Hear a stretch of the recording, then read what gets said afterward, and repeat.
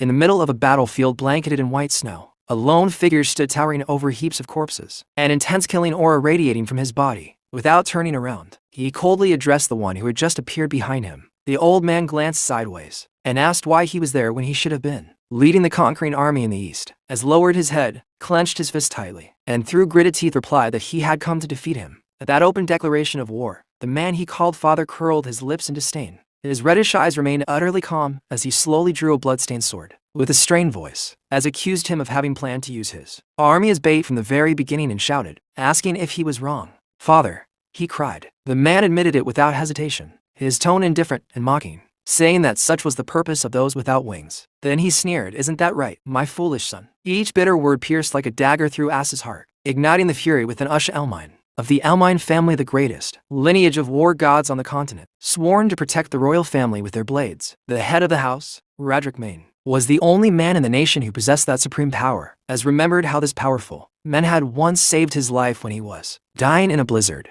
To repay that debt, he had agreed to do whatever was asked of him, throwing himself into bloody wars without hesitation. Yet his childhood had been nothing but a chain of humiliation and contempt. His brothers constantly mocked him, reminding him that someone without wings like him had no right to hold his head high. For the seal of wings on one's back was the source of magical power. The more wings one bore, the greater one's strength. And so, as the only one in the ducal house unable to use magic, was branded wingless. Despite everything, he devoted himself tirelessly to mastering the sword, turning his body into his only weapon. He always believed that one day his relentless dedication would be acknowledged. In the end, through his own merit, he gained loyal companions who fought at his side. Hidden behind a tree, his sharp gaze alert as if sensing a bad omen, he realized too late what was happening. Horror struck him as he saw that the entire army had fallen into a carefully prepared ambush. Painful memories flooded back as he screamed in desperation, demanding to know if this was the reward for his loyalty to the father he had trusted so completely. The only answer was an icy stare. Radric smiled with scorn and asked what an instrument could possibly expect, cruelly declaring that his purpose had been fulfilled and ordering him to disappear. Those words stabbed like 1,000 blades, feeding the hatred blazing in As's eyes. Overwhelmed by rage, he charged forward like a madman, raising his sword and shouting, "Father!" He had trusted him, only to realize how foolish he had been as he unleashed a spinning slash with all his strength against the man who had betrayed him. The sharp blade grazed Radric's neck, drawing a line of blood that, for the first time, caused his expression to shift. But in the next instant, glowing red magical chains erupted from nowhere and bound him in place. His own brothers had attacked him. Even while chained, he swung his sword wildly, cutting down his attackers in his fury. He cried out in pain as the magical chains tightened, blood spilling from the corner of his mouth. Yet his will to fight would not fade. One of his brothers smirked mockingly and asked if he still did not understand. A wingless would always remain a wingless. The three of them, father and son, stood there arrogantly, looking down at him collapsed in the snow. Another brother sneered that crawling on the ground was exactly where he belonged, pressing his hand into the freezing snow, as lifted his trembling voice and asked that if they were going to discard him anyway, why had they taken him in at all? Radric bent down and coldly told him to stop deceiving himself. He had never needed him from the beginning. He roughly grabbed As's hair, yanking his head up to force him to meet his contemptuous gaze, then leaned closer to reveal the terrible truth. What he had truly needed was the power of the 7 wings sleeping within As's body. As's eyes widened in shock as he repeated in disbelief, 7 wings. Radric's cruel smile deepened as he added coldly that his mother had been very useful. He boasted shamelessly that she had borne him only as the seed he required for his own benefit. The last thing as remembered was himself screaming desperately, demanding answers from Radric as cold blades pierced through his body. His consciousness slowly faded, leaving only a bone-chilling cold as his hands sank into the snow. In that final moment, he wondered in despair if this was truly the end of his fate. If so, what meaning had his entire life held? Suddenly, a pale and gentle warmth enveloped him, and for a fleeting second he thought he had reached the afterlife until he realized it was snow. He felt someone holding him in their arms, a foreign warmth that was strangely tender. His eyes flew open wide. No, this was not a dream. It was reality. Confused, he wondered where he was as he lay beneath falling snow. And then horror struck when he noticed the smallness of his body. Staring at his tiny hands, he questioned whether they were truly his. They were not merely similar, they were the hands of a newborn child, and he was being cradled in someone's arms. He looked at the woman holding him and saw that she appeared to have just breathed her last, wondering if she was already dead. Suddenly, an unfamiliar voice echoed in his mind, commanding him to seek her. In a vision, he saw knights galloping through the snowstorm, declaring that she could not have gone far. One of them shouted that by order of Duke Radric, they must recover the child she had taken at any cost. The vision vanished, leaving us stunned and unable to comprehend what had just happened. He remained there, overwhelmed as the snow continued to fall. He froze when he remembered the name that had been spoken, Duke Radric. Horror dawned on him as he realized that the ones searching for the newborn were, in truth, searching for him. The memory of being found on a night of raging snowstorm resurfaced, and a wild suspicion took root in his mind. Had he returned to the past? He tried to push the thought away when strange flashes of light flickered before his eyes, interrupting his reflection. Though he still could not fully believe it, he chose to set aside the question for now and focus on the immediate danger. One thing was certain: if he remained there, he would once again fall into the hands of the cruel Duke. With the will of a seasoned warrior, he forced his fragile newborn body to crawl out of the cold arms of the woman who had already lost her warmth. Suddenly, a surge of golden energy burst from within him, driving his desperate resolve to flee as far as possible. The heat from his tiny hands melted the thick snow wherever he touched it. Yet the body of a newborn soon reached its limit. He collapsed into the snow, feeling his breathing grow heavier and more strained. Amid the biting cold, his limbs burned as if consumed by fire. A long trail of melted water marked his path across the white ground, but he could barely drag himself any farther. Even so, his eyes shone with unyielding determination. No matter what, he swore he would survive. The image of his ruthless father turning his back on him resurfaced, planning a vow of vengeance deep in his heart. Clenching his teeth, pouring every ounce of hatred into his glowing hands, he whispered to himself, "Radric, I swear." With the last of his strength, the tiny newborn crawled with astonishing persistence, carving a long mark across the snow until, completely exhausted, he collapsed at the feet of a figure who had just appeared. A little girl pointed excitedly at the motionless child and called out to her father in delight. The man known as Viscount Fred could not hide his shock at the sight before him. Gently, he picked up the baby, wondering how such a child could possibly have ended up in a place like this. Feeling the safety and warmth of the man's embrace, the child drifted into sleep. Viscount Fred stared in astonishment at the strange newborn in his arms. His eyes traced the long trail left behind in the snow, and he could scarcely believe that a baby could have traveled such a distance alone. Looking down at the sleeping child, he could not help but wonder about the boy's true identity. When he awoke again, he found himself in a warm room, far removed from the raging storm outside. Still drowsy, he questioned where he was, and suddenly an illusion appeared before him, a boy with hair as red as fire, reaching out his hand as if trying to take him away. Just as abruptly, a gentle pinch on his cheek pulled him out of the vision. For charming little girls surrounded him. One of them excitedly announced to the eldest that the baby had awakened, while the older sister scolded the others not to ruin the baby's pretty nose. The veteran warrior, now trapped in the helpless body of an infant, could do nothing as he found himself surrounded and handled by four lively girls. Unable to understand what was happening, he struggled helplessly in their midst. Fortunately, the eldest sister, a girl with platinum hair, rescued him from the others' clutches. Even so, he curled up in her lap with suspicion in his eyes. Suddenly, with the will of an adult trapped inside, he tried to stand and free himself from the girl's arms, but his fragile newborn body betrayed him at once, and he fell face first onto the floor, shocking everyone in the room. One of the girls cried out in alarm, unable to comprehend what on earth was going on. Startled and frustrated, Az began crawling frantically, not understanding why the girls were chasing after him while shouting for him to stop. The comical pursuit ended only when his tiny body could no longer endure the effort, and he was finally caught. Viscount Fred managed to scoop him up just in time and remarked in astonishment that he truly was a strange child, falling from the sky like that. Az's eyes widened. He froze the moment he recognized the man holding him. This was Viscount Fred, the brother of Duke Radric. Shocked, he looked around at his surroundings. Could this place be another residence of the Elmine family? Igra Elmine,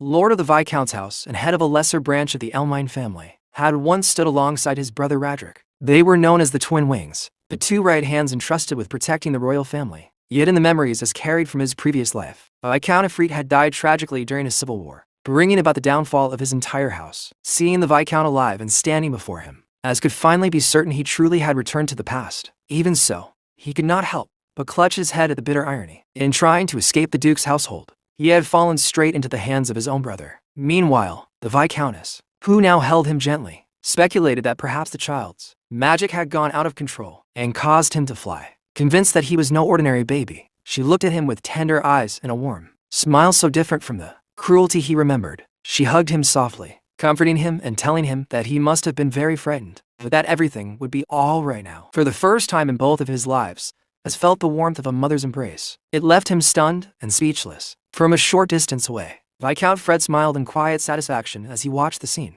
He stepped closer and declared that this child harbored extraordinary power, and that the mark on his body was the clearest proof. As the Viscount lifted the baby's sleeve before a mirror, a bright red mark came into view. The Viscountess gasped in horror. "Is this the 7 wings?" she whispered. Az himself went rigid, unable to understand why the mark of the 7 wings had appeared on his body. At that very moment, Fragments of dreadful memories from his previous life surged back like crashing waves. He awoke fully to the truth. Radric's words echoed. In his mind, what he had needed was the power of the 7 wings hidden within his body. From the very beginning, he had never intended to raise him as a son. He had taken him in for one purpose only, to steal the 7 wings. And yet he had dared to call him wingless, after stripping him of his, after having his own wings torn away in his previous life. Indignation erupted in As's heart like a blazing fire. Back in the present, noticing the sudden change in his expression, the Viscountess spoke with concern and then turned to her husband to ask what he intended to do with the child. Hearing this, As felt inwardly that the situation was truly dangerous. He could not allow this power to fall into the hands of the Elmine family again. He needed it for himself, needed it to take revenge on that man. Then, without hesitation, Viscount Fred made a decision. He declared that he would adopt the child, as lifted his gaze in shock, stunned by such an unexpected and unbelievable statement. The Viscount slowly extended his hand, and there was not the slightest trace of malice in his eyes. He gently patted the boy's head and said that this child was still a little bird who could not yet fly on his own, and that he would raise him until the day he could spread his wings and soar freely. Something complex flickered in As's glassy eyes and quietly faded. This kind of kindness, it was something he had never experienced before. Suddenly, a loud thud echoed through the room. One of the Viscount's daughters, who had been secretly eavesdropping outside the door, had fallen over. The Viscount turned sharply and sternly, asked if two of his daughters had been listening in, but it turned out not to be two. It was all 4 sisters, who had been stacked in a clumsy pile after collapsing on top of one another. The eldest daughter stood up awkwardly, scratching her head and explaining that they had simply been too worried about the baby. Amid this warm family atmosphere, a red-haired girl looked curiously at her mother. Pointing at the newborn in her arms, she asked excitedly what his name would be. The Viscountess smiled gently, gazing tenderly at the child, lifting him slightly under the soft glow of the moonlight. She gave him the name Astor, saying that it meant a new star had been born into their family. Time passed swiftly. 10 years later, within a splendid mansion, Viscount Fred, now visibly older, arrived, and was greeted by a soldier's respectful bow. Behind him, a nimble young attendant stepped forward to open the door of a luxurious carriage. It was Astor. The once helpless infant had grown into a handsome and elegant young man as he descended from the vehicle. Turning politely, he extended his hand to help a red-haired girl step down, gently reminding Miss Alphen to be careful. The young lady smiled brightly and thanked Astor, and for a brief moment, her mischievous expression from childhood resurfaced in his memory. Astor watched his sister Alphen's back with quiet affection. In his gaze shone maturity and confidence. Together, they walked toward the venue of an important event. They were heading to the Swordball annual gathering hosted by the Ducal House of Elmine for noble knight families. On the surface, it was an occasion meant to strengthen ties among the nobility, but in truth it was also a ruthless arena of rivalry between houses. Each family would present the strength of their young swordsmen, who carried the honor of their entire lineage upon their shoulders. The moment Astor and Alphen entered the Grand Hall, every gaze turned toward them. Whispers rippled through the crowd. Murmurs and mocking comments began to rise. Voices laced with subtle disdain as they spoke of the house of the Viscount had come only to humiliate itself, having adopted a brat of unknown origin instead of producing a proper heir. Among the crowd, hostile and malicious glances questioned just how far the Viscount's family intended to tarnish the reputation of the Elmine name. Astor stood still, his gaze fixed on the imposing castle before him, lost in thought. Noticing his silence, Alphen squeezed his hand anxiously and told him not to pay attention to those cruel whispers. She clenched her teeth and said firmly that in a place like this, whoever showed weakness would be crushed first. Astor remained quiet. Calmly, he surveyed the hostility surrounding them without the slightest change in expression. Behind him, Viscount Fred spoke in a low, steady voice, explaining that this was the current standing of their house. Standing before the majestic ducal castle, he said he wanted Astor to see this harsh reality with his own eyes. Then he turned toward his son and asked whether he felt disappointed. Astor turned slightly. A confident and faintly defiant smile curved his lips as he replied, "Not at all, father. This coldness suits me perfectly." Hearing his son's firm answer, Viscount Fred burst into proud laughter, clearly at ease. Suddenly, painful memories from Astor's previous life flooded back himself as the shame of House Elmine. Defeated in humiliation, this very place had been the stage of his worst social disgrace, a hall filled with bitter memories. But now, having regained the 7 wings, everything was different. A flame of determination burned in his golden eyes, signaling that revenge was about to begin. Standing beside his father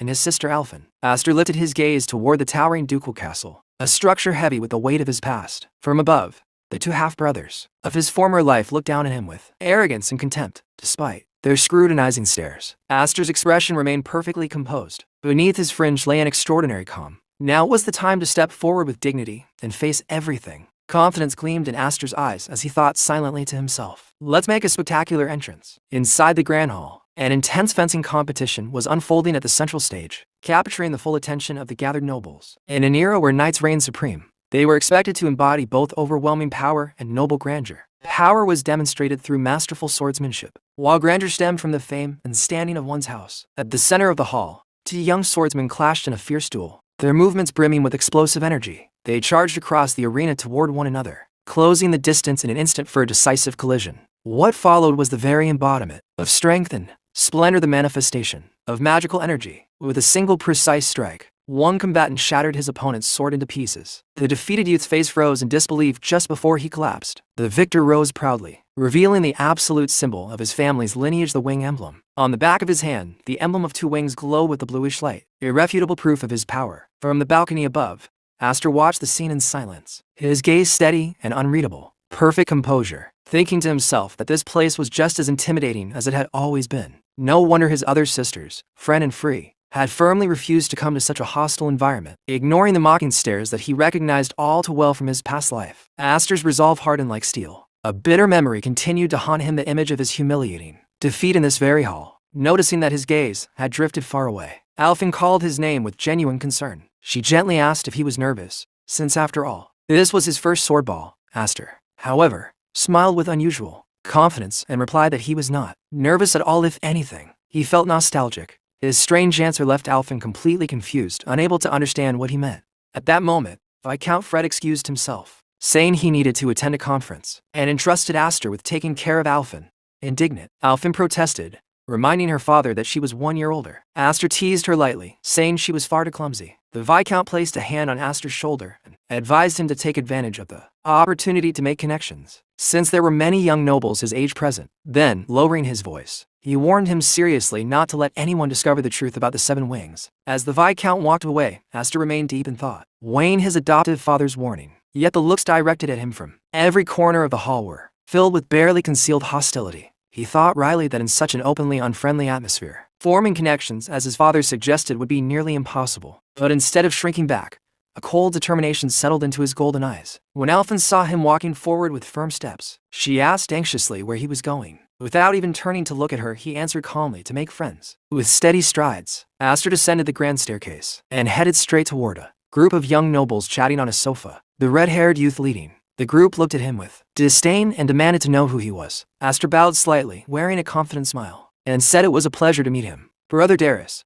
He then introduced himself formally as Aster Elmine, declaring that he was his younger brother. Darius stared at him in astonishment. Casually, Aster added that he had seen him from outside and thought he would stop by to greet him. Another young man, Leo, leaned toward Darius and explained that this was the adopted boy the Viscount's house had taken in. Darius burst into manic laughter, now understanding why this brat had the audacity to call himself an Elmine. At that instant, memories of his past death flooded Aster's mind. He recognized them clearly: Darius and Gryo, the two heirs of House Elmine, the very ones who had killed him. In his previous life, they had cast long shadows over his heart, seeming terrifying beyond measure. But now, as he looked at them under the bright lights of the hall, they appeared to be nothing more than a group of children playing at power. Sensing the tension, Alfin quickly grabbed Aster by the arm and called his name in concern. She tried to pull him away, insisting that he had already greeted them, and it was time to return. But Darius's mocking voice stopped her, addressing her with an unwanted familiarity. With a sneer, he asked whether she wasn't hiding behind her father again today, and then arrogantly ordered them to come closer and entertain him, declaring it an order from the main house. Alfin froze, her back stiff as she stood facing away from them. Her body trembled with tension, her eyes burning with fury at the humiliating command. She flatly refused, stating firmly that there was no master-servant relationship between the main house and their branch family. Just as she was about to step forward and act, Aster swiftly caught her wrist, stopping her from making a reckless move. Holding her firmly, he said calmly that he had not finished speaking yet. His composed profile stood in sharp contrast to the charged atmosphere, concealing his true intentions beneath the mask of serenity. Seeing this, Darius's lips twisted into a sadistic grin as he decided to pour more oil onto the fire. He began mocking her openly, reminding everyone that her father, though a knight, had failed to protect the king, and that as punishment, his own younger brother had cut off his arm. Each word struck Alfin like a lash, forcing her to lower her head in pain and humiliation. Darius continued his cruel speech, saying how grateful he was that he did not carry the blood of such a loser in his veins. Unable to endure it any longer, Alfin erupted in fury, demanding that he retract his words. With an angry shout, she declared that she would not allow him to insult her father, and lunged forward, landing a powerful punch squarely against Darius's jaw. Yet even as she lowered her head, Darius continued his verbal assault, mocking that in her family only, useless daughters were born girls who could not inherit a title and that her father must surely be disappointed. With a vicious smile, he lifted his wine glass and coldly reminded her that this was not a dance floor. Then he flung the wine at her, staining her dress, and cruelly advised her to wear rags next time so she would not have to worry about getting soaked. At that very moment, Aster stepped forward. On his way here, he had been wondering to himself whether, upon seeing their faces again, he would feel nothing at all, no anger, no resentment. With a smooth and sudden motion, he snatched a bottle of wine from a startled noble nearby. But when he saw his sister standing there, humiliated, her eyes brimming with tears, her cheek bruised and bleeding, he felt a strange relief. So he could still feel anger. Calmly, he called out Darius's name and tossed the wine bottle into the air with a provocative flick of his wrist. Just as the bottle was about to smash against Darius's head, it halted midair, suspended by an invisible force. Aster looked at him with open contempt and declared that they were still the same pieces of trash as ever. With a subtle movement of his hand, the suspended bottle turned into a weapon ready to strike. In the next instant, it shattered, drenching the utterly stunned Darius in red wine from head to toe. Aster then stood upright with chilling composure over the fallen bodies of the nobles, his sword dripping with blood, while Griot screamed his brother's name in desperation, wiping a drop of liquid from his lip. Aster remarked casually that it was only grape juice. With a twisted, contemptuous smile, he added that it was the perfect drink for noble babies like them. They did not believe him. A memory from 3 years ago suddenly crashed into his mind, an explosion of golden energy, and his father's voice shouting at him to control it. Amid the chaos, one sister held another unconscious in her arms, crying through tears and asking if he was trying to kill them, begging him to hold on. Alphen, his eldest sister, had pleaded in terror for him to control himself as spirals of dark and golden power coiled around him. He remembered the power of the 7 wings unleashing a force so dangerous that even he barely understood it. The image of his father, desk and freed, appeared in his thoughts, his face lined with worry as he questioned whether Aster could ever master such power. Aster remembered his own struggle, the overwhelming energy tearing through his body, and his father's voice wondering if either of them could endure it. Meanwhile, an attendant burst into the conference hall shouting that something terrible had happened. Viscount Fred, interrupted, demanded sternly what could be so urgent in the middle of such an important meeting. The attendant reported in panic that the children of the main house and the Elmine branch family were engaged in a duel. The Viscount and his brother, Duke Aderic, exchanged a tense glance. Instantly, the Viscount leapt to his feet and rushed from the hall, his cape billowing behind him. When he reached the balcony, he found a distressed Alphen running toward him, crying out, "Father." He urgently asked what had happened. A broad man with a shark-like smile pointed toward the arena below, commenting with excitement that a fight between the great Elmine brothers was underway, something not seen every day. The Viscount and Alphen leaned over to see Aster facing Darius alone. The man added that depending on how this ended, the consequences could be enormous, a thought that visibly unsettled the surrounding nobles. With a sinister grin, the red-eyed man predicted that this dance of swords was about to turn ugly. In the arena, Darius, enraged, unleashed his power, shouting that some fool had dared to provoke the Duke's house. He called Aster nothing more than a stray dog who did not understand the difference in power between them.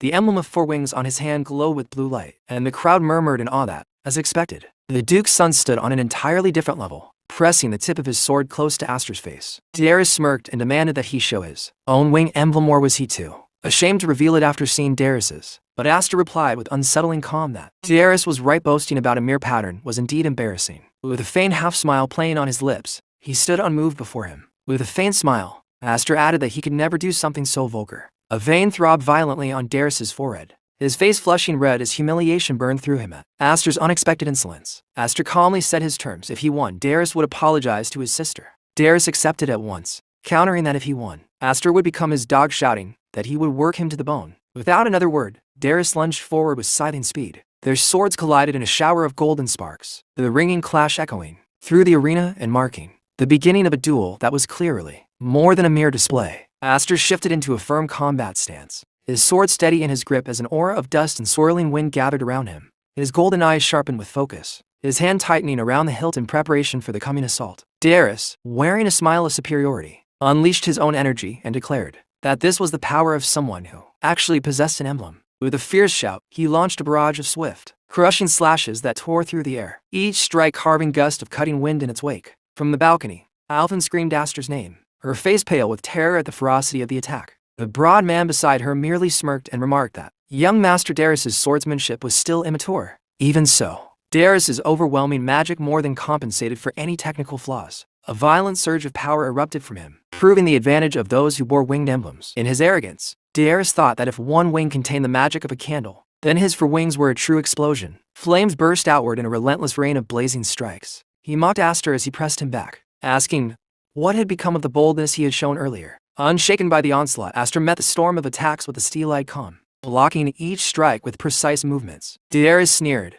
taunting him. Did he not want to force an apology after all? Or had it all been empty words? With a furious roar, Darius demanded that Aster show his power and poured every ounce of energy into a final, devastating blow. From the stands, a mustached noble smiled smugly and declared the match decided. But Aster answered by releasing his own aura. His sword shone with a pure, white radiance. The two forces collided in a massive explosion of red and gold energy, a breathtaking spectacle of raw magic and brute strength. Darius's face twisted into disbelief. Unable to comprehend how his ultimate strike had been stopped, Aster offered him a half-smile and said simply that he talked too much. With a smooth, elegant motion, he knocked Darius's blade aside and delivered a spinning kick that sent him flying across the arena. Aster landed lightly, his body now wrapped in tendrils of golden energy, displaying a level of control Darius could never hope to match. For 10 long years in the Viscount's household, he had trained to master his magic, patiently waiting for the day he could take his revenge. That day had finally come. With an upward slash, Aster unleashed a brilliant surge of power that split the air itself, golden light roaring skyward as the arena trembled beneath the force of his strike. A golden blaze of power erupted from Aster's blade. The force of the impact hurled Darius backward. Completely unable to withstand the charge, he crashed down awkwardly,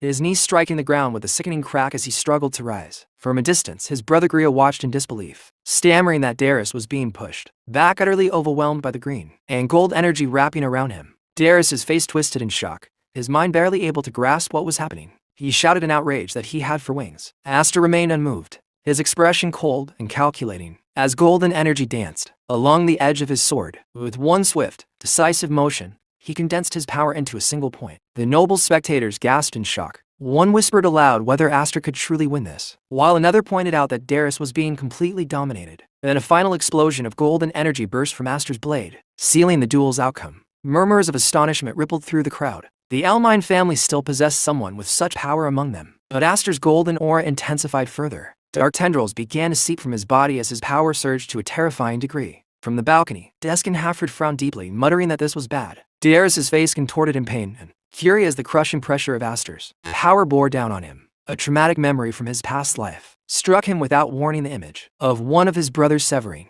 his arm with a deranged smile. The mad laughter echoed in his ears, a reminder of the cruelty he had endured. Back in the present, dark and golden energy exploded outward from Aster, his face shadowed by uncontrollable rage. Trapped within the vortex of power, Darius screamed curses as he desperately tried to resist the overwhelming force. From above, Alphen cried out in panic, begging Aster to stop. But it was too late. The power of the 7 wings fully unleashed, detonating in a blinding explosion that carved a massive crater into the center of the arena. When the dust finally settled, the broad man stood with his arms crossed, his expression grave. Aster's sword was embedded in the ground mere inches from Darius's terrified face. It had stopped just in time. Seated on the ground, utterly defeated, Darius listened as Aster calmly returned his own cruel words. With an icy gaze, Aster advised him that next time he should wear rags so he would not have to worry about getting wet. Cousin, Aster turned away, sheathing his sword with a quiet confidence. He declared to himself that he was no longer the wingless failure everyone once knew. From the balcony, Alphen watched him with a mixture of relief and awe,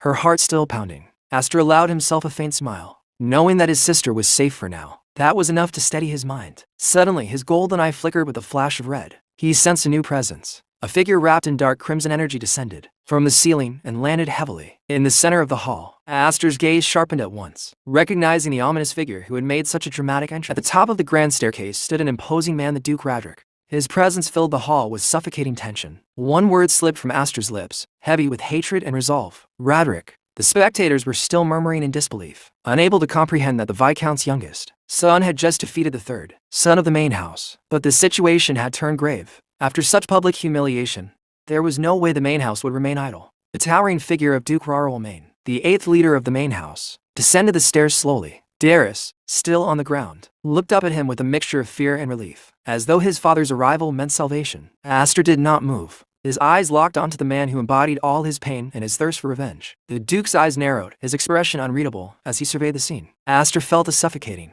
aura of power and hostility emanating from him, the same man who had betrayed and killed him in his previous life. Despite the crushing pressure in the hall, Darius began to crawl forward, his body trembling from humiliation. He clutched at his father's leg, pointing at Aster with a face twisted by hatred. He called him a mangy dog who dared challenge the main house, and begged his father to use his power to put him in his place. Instead of help, Roderick's hand slammed down onto the ground directly over his son's. A scream of agony tore from Darius's throat as his bones cracked. Under the immense pressure, his hand crushed beneath his father's palm. The young nobles stared in horror and confusion, unable to understand the Duke's brutality. Griot's face drained of color as he witnessed the cruelty of his own father. Roderick looked down at his defeated son with utter contempt and asked why he was smiling like an idiot after dragging the family's name through the mud. From the balcony, Deskin Halfred shouted, pleading with Roderick to stop. But the Duke ignored him coldly. He declared that someone who could not even avenge himself had no right to wield a sword. Raising his hand as if to deliver the finishing blow, the grand hall fell into tense silence, the air thick with anticipation. On the ground, Darius could only tremble, his face a mixture of humiliation and terror. Yet the fiercest fury burned in Duke Roderick's crimson eyes as they shifted to the one who had just arrived at the center of it all.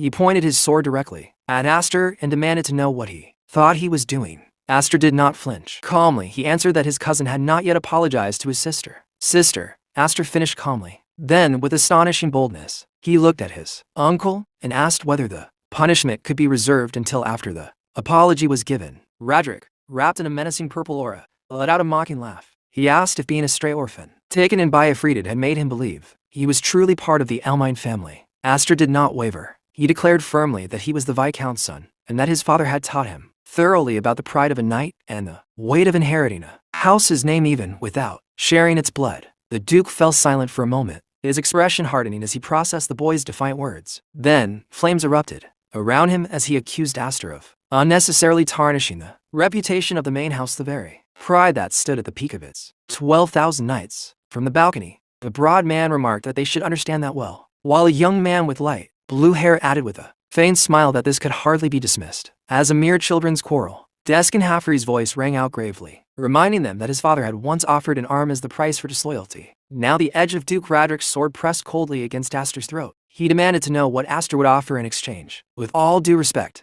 Aster began evenly, explaining that this had not been a sibling scuffle, but a legitimate duel, and that he had simply answered insults against his house with his blade. The Duke's eyes burned with silent fury at the young boy's bold yet logical response. Aster met his gaze without hesitation, repeating the Duke's own harsh words that one who cannot avenge himself has no right to wield a sword, and declared that he had no intention of yielding even a single finger. From above, Alphen trembled as she watched, while the broad man beside her gently patted her head in an attempt to calm her. The blue-haired youth chuckled under his breath in disbelief, remarking that Aster was only 10 years old. This had to be some kind of joke. Roderick remained silent for a long moment, his red eye glowing with dangerous intensity. At last, he drew his own sword and said simply that he understood. In a cold, commanding tone, he ordered Aster to draw his blade. Aster hesitated for a fraction of a second, not expecting the Duke himself to intervene. Before he could fully react, the ground beneath him shattered and an invisible force hurled him into the air. The tip of the Duke's sword slammed into the ground where Aster had stood a heartbeat earlier, unleashing a devastating shockwave. Alphen choked back a scream,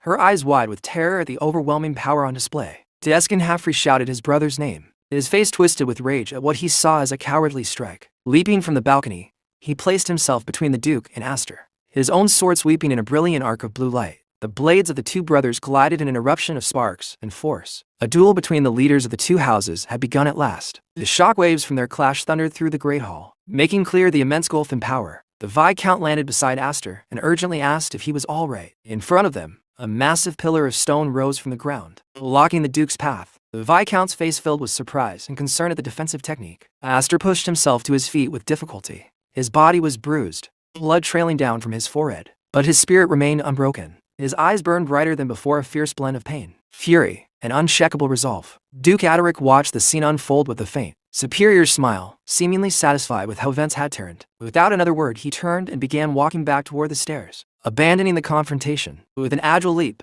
he landed on the balcony beside his defeated son, leaving behind a hall scarred by destruction. The Viscount watched him go, then placed a protective hand on Aster's shoulder. Standing firmly at his side amid the lingering tremors of power, the Viscount stood shaken, holding the injured Aster in his arms and calling his name with a voice thick with worry. Despite the blood and bruises, Aster managed a satisfied smile and assured his father that he had properly upheld his promise and everything else that mattered. Relief and pride blended in the Viscount's expression as he told his son he had been magnificent. Meanwhile, Duke Radric withdrew with his defeated son, leaving a trail of tension in his wake. The broad man approached the Duke with a faint smile, remarking that his reaction had been rather childish. Radric paused long enough to explain coldly to his humiliated son that, if he had allowed the boy to say whatever he pleased, the reputation of the main house would have been completely ruined. What he had done, he claimed, was a reasonable compromise. Away from the confrontation, nobles murmured in amazement. A promising newcomer had boldly challenged the great Duke Radric himself and survived,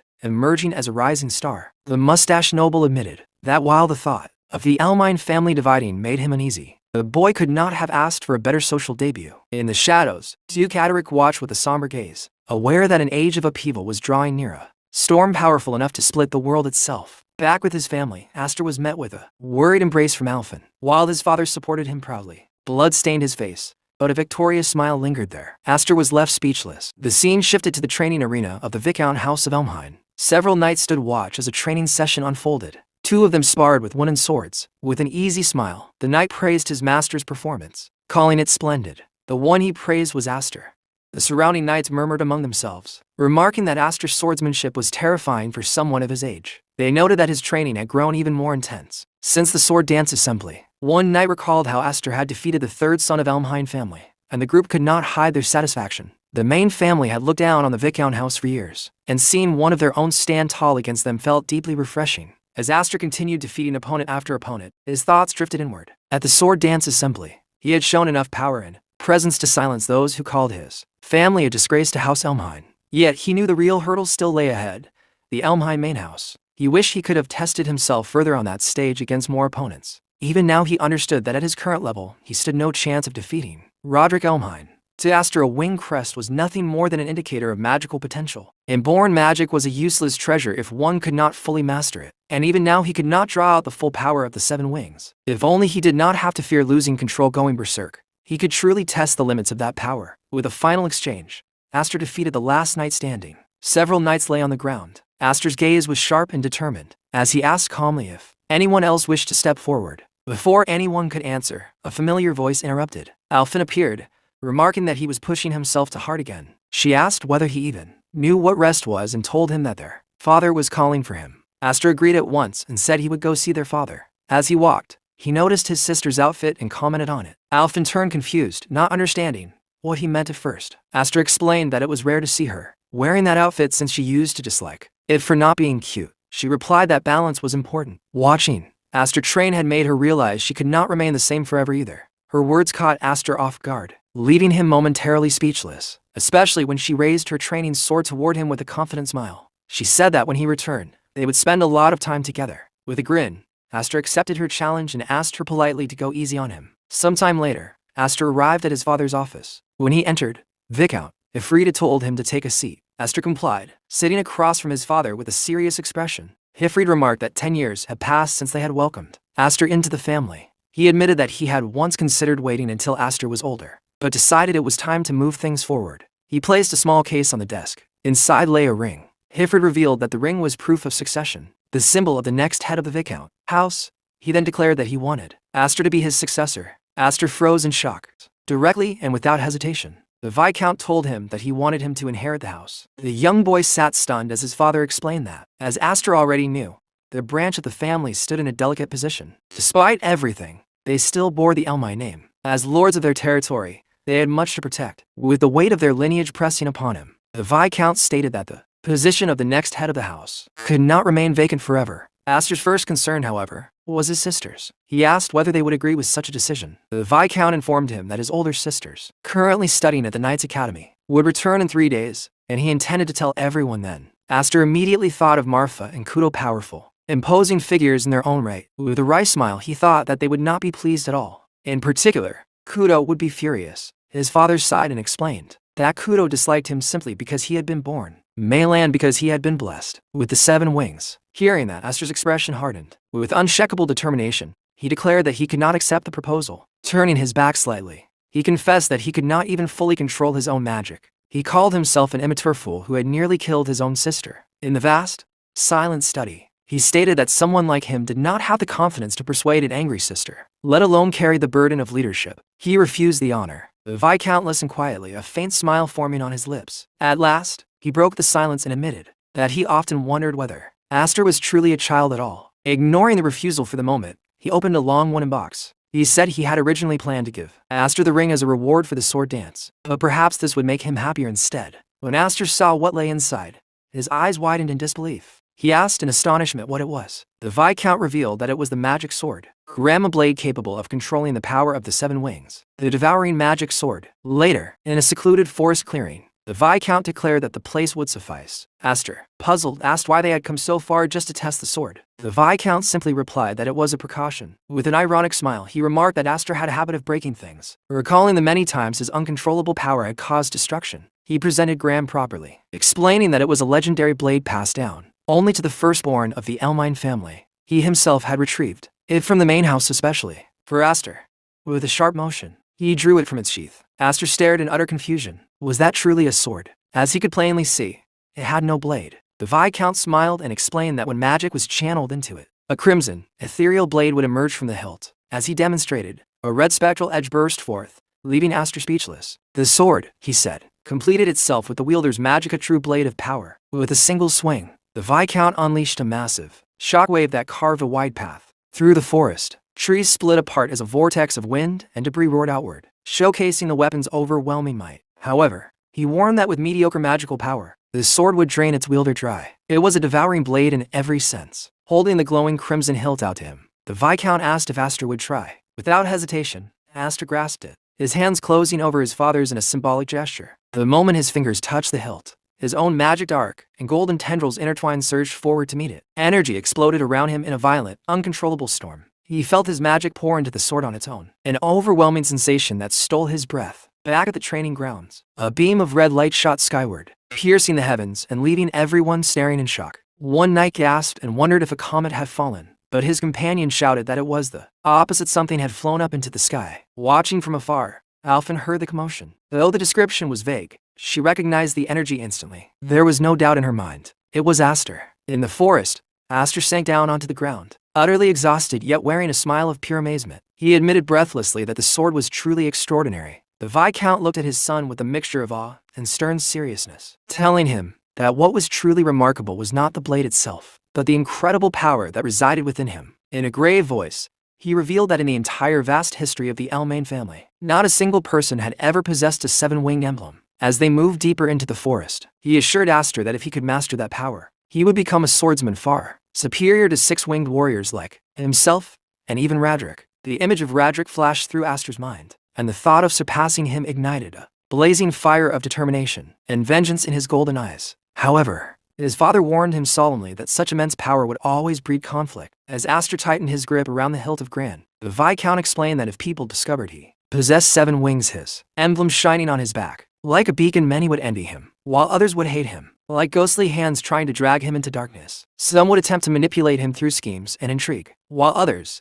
seeing him as a threat, would not hesitate to eliminate him. Reaching out his hand in a gesture of support, the Viscount urged him to master his power so that when the decisive moment arrived, he would not be left regretting his own helplessness. With firm conviction, he encouraged his adoptive son to grow stronger. Aster took his father's hand, his heart overflowing with gratitude, and silently vowed that he would never again live a miserable life like he had in the past. Looking straight into his father's eyes, he thanked him sincerely and swore that he would master the 7 wings no matter the cost. 3 days later, the Viscount and his wife waited in the Grand Hall, ready to welcome home their 2 daughters who were returning. 2 young women descended the staircase, one with short red hair and a fierce expression, the other with long white hair and a gentle smile. The red-haired girl proudly announced that Kadriaka had returned. After clearing her throat to regain her composure, she spread her arms wide with a radiant grin, inviting her beloved little sisters to come and embrace her. Instead, the 2 younger girls ran straight to the white-haired sister, Marfa, joyfully welcoming her home. Left standing alone in the middle of the hall, Kudo blinked in confusion,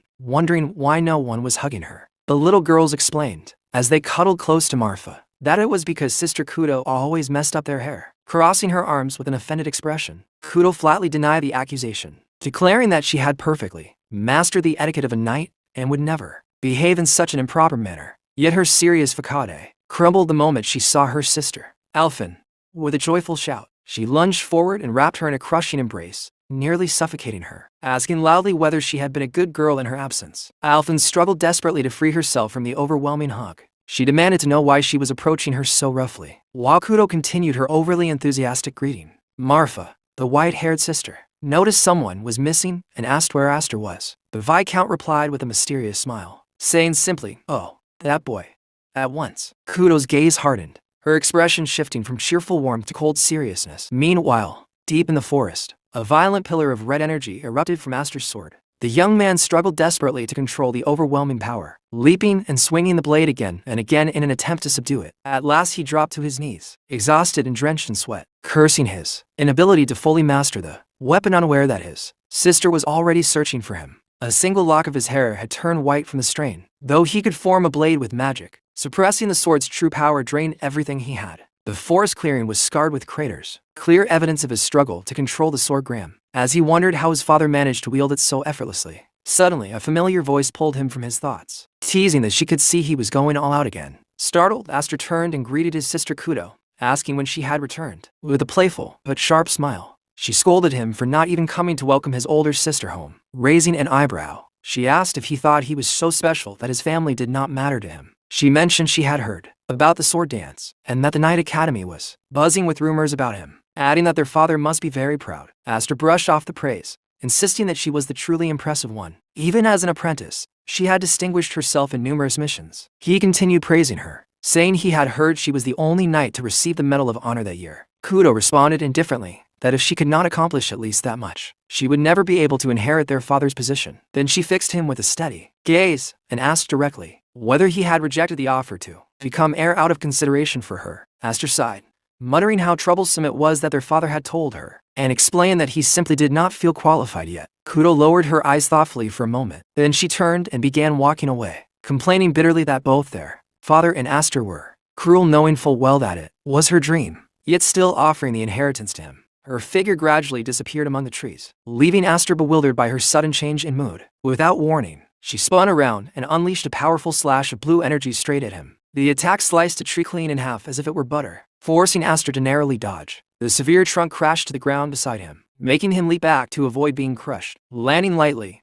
he demanded to know what she was doing all of a sudden. Standing within a blazing aura of power, Kudo declared with a challenging smile that after all this time, his older sister would finally test him. With a fierce grin and her sword resting on her shoulder, she warned him that now she would come at him for real. Panic flickered across Aster's face as he tried to stop her, pleading for her to wait and explaining that his sword was still incomplete. She answered coldly, asking whether he could offer that same excuse to an enemy on the battlefield. The word enemy echoed in Aster's mind, forcing him to grasp the seriousness of the situation. Taking up a combat stance, Kudo reminded him that a knight's creed was to always be ready for battle and warned that if he held back too much, she would crush him. Her first strike was so powerful that he barely managed to evade it. Realizing this was no joke, as he leapt backward to escape her relentless assaults, he understood that he was already struggling just to keep his own magic under control. But when he saw the genuine killing intent in his sister's eyes, he knew he had no choice. Out of sheer desperation, he unleashed the crimson power of Gran, as the red energy of his blade collided violently with the blue aura surrounding her. A terrifying thought crossed his mind. She truly intended to kill him.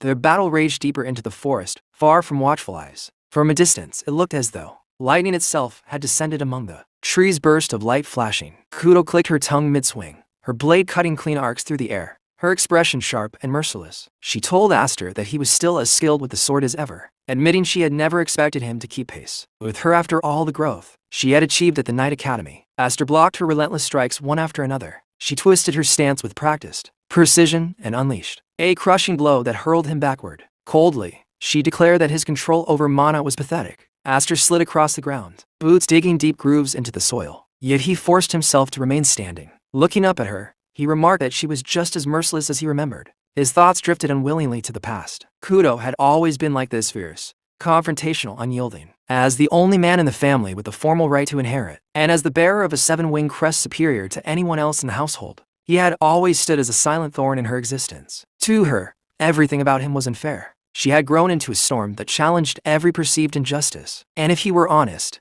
she was his natural enemy. Suddenly she leapt high into the air. In a moment Aster saw her silhouette rise against the canopy. He knew what was coming. Her sword descended like judgment itself. The impact split the forest floor, a violent shockwave exploding outward. Standing over him, She declared he was unworthy of becoming the next head of the family. Elsewhere, in their father's chamber, Alphen stood by the window, anxiety clear in her voice as she asked if it was truly wise to let those to fight alone. She feared that recklessness between siblings could end in death. Their father answered calmly that Aster and Kudo were rivals, reckless perhaps, but not foolish enough to cross that final line. Though still uneasy, Alphen pressed further, asking why they had truly been summoned back from the Night Academy. She sensed it was not merely about succession. Their father opened a drawer and withdrew a sealed envelope bearing the insignia of the Elmheim main family. The sight stole her breath. He explained it was a summons. The elders who controlled the family's core wished to see their grandchild in person. When she quietly asked if it was truly that serious, he replied without hesitation that, at worst,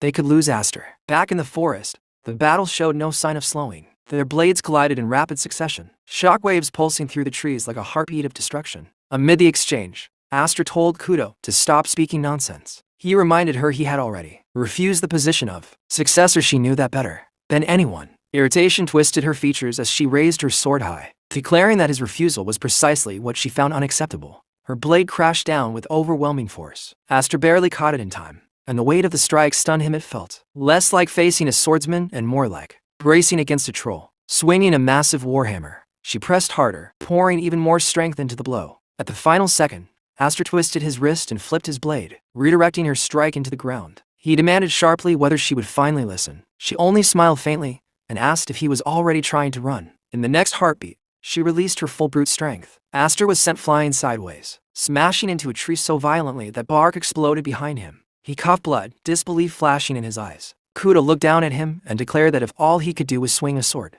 he was third-rate. Even those who relied solely on mana were merely second-rate. Only those who mastered both sword and mana together deserved to be called first-rate. She told him she was deeply disappointed. The difference in wing crest, she explained, directly reflected mana capacity. Even a single wing meant nearly triple the power. Though she bore 5 wings, and was technically inferior by default stages to his 7, he still avoided direct clashes of raw strength, choosing instead to hide behind refined technique. With a faint smile, she asked whether he truly lacked faith in himself, or whether he feared losing control again, like he had 3 years ago. Her words cut deeper than steel. Aster froze. The memory surfaced unbidden. Had he been afraid all along? Had he unconsciously sealed away his own power because of that incident? For the first time, he truly questioned himself. His gaze fell to his sword as he muttered whether that same suppression was why Sordran always felt unstable in his grasp. Kudo's expression hardened further. She told him he possessed everything she had ever wanted. If he intended to let those blessings rot through ignorance and arrogance, then he should hand them over to someone who understood their worth. She lunged, killing intent no longer restrained. This time, Aster did not retreat. He met her all-out strike head-on, their blades colliding with a thunderous roar that echoed across the forest. To her shock, she was forced back, her footing faltering as disbelief filled her eyes. She could hardly comprehend that he had deflected her full-powered attack. Aster offered a faint smile and thanked her. Because of her, he said, he had finally awakened. Then he surged forward at full speed. Kudo narrowed her eyes, confused by his reckless charge. Why would he attack before even stabilizing his blade? Was he out of mana? The thought seemed impossible. As he advanced, mana flooded into his sword in overwhelming torrents. The 7 wings upon his back concealed a vast, nearly inexhaustible reserve. He knew he could not yet control it with precision. So instead of forcing control, he abandoned restraint altogether. For a fleeting instant, he released his reliance on technique and poured every ounce of his mana into the pure motion of his strike. The blow descended with unstoppable force. Kudo raised her sword and blocked it cleanly, stabilizing herself at once, yet even as she held firm, she could feel the difference. Something within Aster had truly changed. Kudo steadied herself after blocking his strike and let out a small, amused smile. She asked whether he had truly thought this through, or if this was just another one of his half-baked impulses. Aster met her eyes without wavering. There was no hesitation left in him now. He told her plainly that he had no intention of wasting the second life. This time, he would seize everything that had once slipped through his fingers. The power of the 7 wings, the sword Graham, even his place within the family. These were things he had desperately struggled for before, and never managed to claim. At the words second life, Kudo stiffened for the briefest instant. Shock flickered across her face, subtle but unmistakable. In that tiny opening, Aster moved. Mana surged violently into his blade as he closed the distance in a blink. He leapt high into the air, gathering every ounce of power he possessed. His sword poised to fall with absolute finality, and then he vanished. Kudo's eyes widened as she lost sight of him mid-air. But Aster had not disappeared. He had dropped low instead, compressing his mana even further. forcing it into a tighter, denser current. The pressure around him intensified as he poured everything into the blade. He declared openly that there would be no more restraint. Kudo felt the shift immediately. The air itself grew heavy. She understood at once that the fight was about to end. Aster brought his sword down with overwhelming force, the air screaming as it split beneath the descending arc of mana. Sometime later,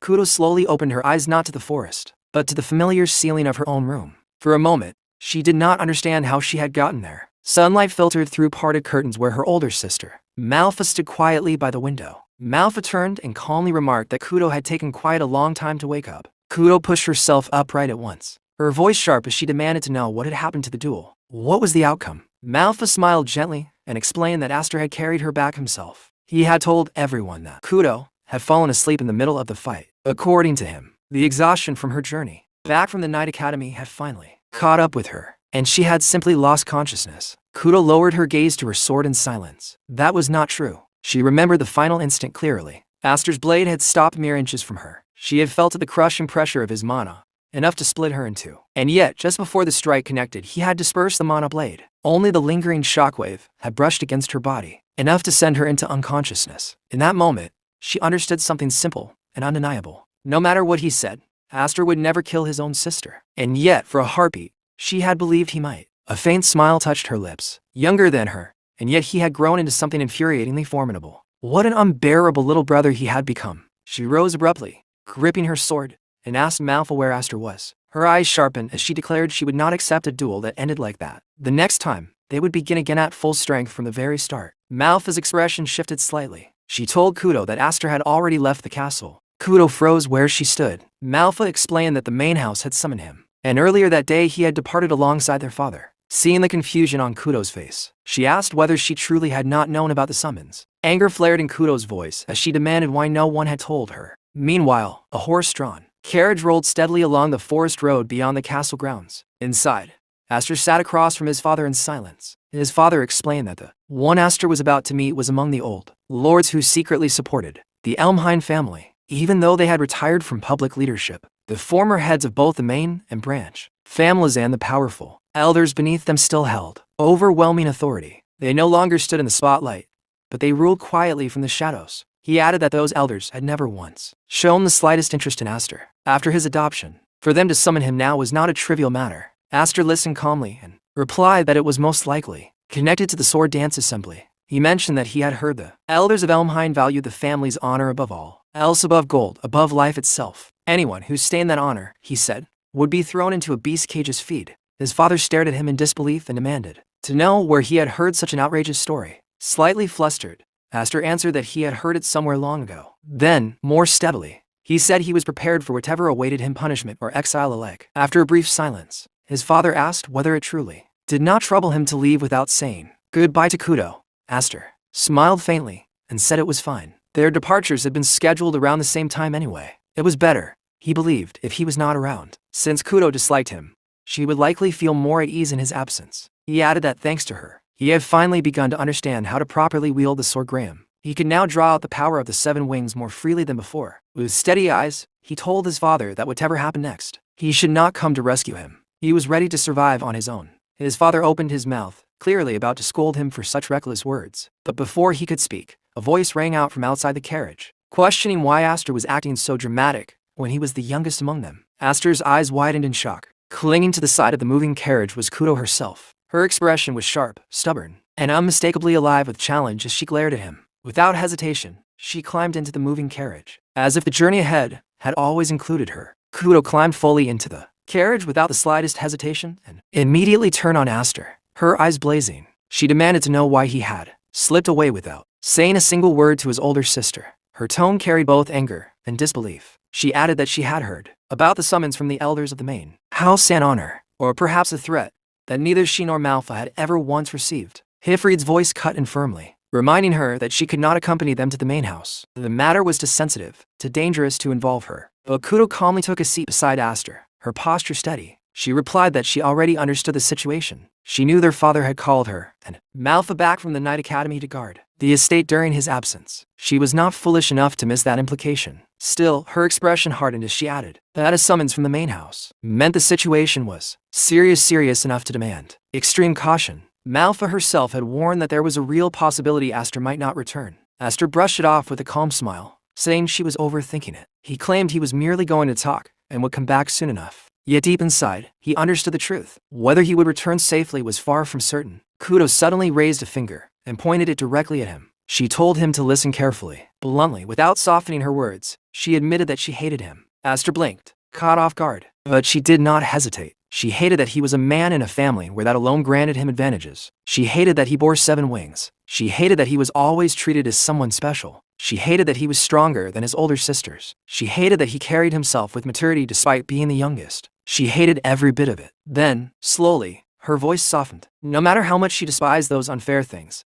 he was still family. No matter how strong he acted, no matter how composed he seemed, he was still her little brother. Rising to her feet, proud and unshaken, she ordered him to come back properly so they could settle their duel again. This time, they would begin at full power from the start. A faint smile curved her lips as she added that she would not allow him to escape with such a cheap victory. And with that, she leapt from the moving carriage as effortlessly as she had climbed aboard. Aster quickly leaned out, startled, asking his father why she had gone through the trouble of coming all this way just for that. Hifrid watched her shrinking figure with a proud expression and replied that, to him, it sounded like a proper farewell. Aster's lips curved into a quiet smile. As he looked back, he saw Kudo standing on the road behind them, waiting boldly at the departing carriage. In his heart, he thanked her, and silently, with firm resolve, he made himself a promise no matter what awaited him at the main house, he would return. Then we are shown Viscount Hifrid and Aster, who have already arrived at the main residence of the Elmheim family. The moment they step onto the estate grounds, a guide team is there to receive them. Their captain greets them formally and says, "The Grand Elder is already waiting inside." Hearing this, Viscount Hifrid calmly replies, "There is no need for a guide. I know the way." However, the captain firmly refuses. "We cannot allow that. We have been strictly ordered to escort you both together." From the atmosphere alone, Aster can already tell that they were not summoned merely out of familial affection for a grandson. It doesn't feel like that kind of welcome. There is a certain tension in the air, something stiff and deliberate. And yet, as his eyes drift across the familiar surroundings, a faint sense of nostalgia washes over him. How nostalgic. It's been a while since I've been home. His gaze lingers quietly on the estate as memories surface, but he says nothing. With no other choice, they proceed inside alongside the guides. As they walk, Viscount Hifrid speaks in a low but serious tone. "I assume you understand, Aster. Don't get hot-headed, at least not today. No matter what is said to you." Aster listens, then answers without hesitation. "That depends on how the other side acts." His father exhales slightly and replies, "I am saying that the other side is the problem. Listen carefully. The person we are about to meet is..." Before he can finish, Aster, still looking elsewhere rather than at his father, interrupts casually. "Darius is nowhere to be seen." He continues in the same indifferent tone. "Well, since his dominant hand was crushed, a return is likely difficult for the time being." At that, Viscount Hifrid looks at him sharply and asks, "Are you even listening?" Aster, pulled back from his thoughts, Aster answers simply yes. Aster then adds calmly, "For today, I will be as silent as a clam, since sister told me to come back safely." By now, they have reached a massive door. It slowly begins to open, the heavy sound echoing through the corridor. As they step inside, the captain of the guards announces in a loud, formal voice, "Lord Hifrid and his son have arrived." Seated at the far end of the grand hall, an elderly figure speaks with a measured tone. "You've finally come. Has it been over 10 years? Father and son move forward together." Another voice follows, slightly amused. My grandson, Hifrid." Viscount Hifrid immediately drops to his knees and bows deeply, lowering his head in full respect. "It has been a long time." Sixth head.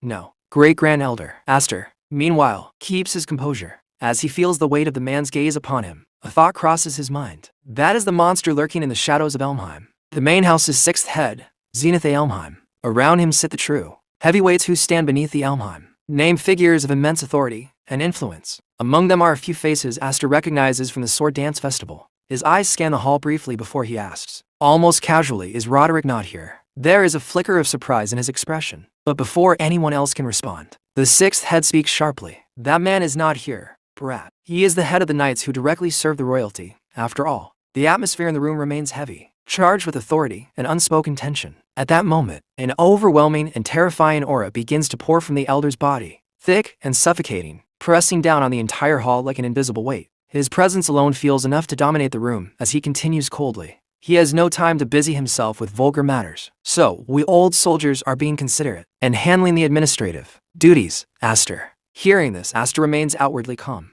but his thoughts move quietly beneath the surface. "I didn't care before, because in my previous life I never even had the chance to see them. but to gather this many executives without the current head present. For a retired man, he still throws around quite a lot of weight. The influence of the sixth head is undeniable. Even in retirement, his authority seems absolute. Viscount Highfried finally speaks, his voice controlled but firm. And what are these vulgar matters? Zenith A. Elmheim, the sixth head, lets out a low laugh. Ha ha.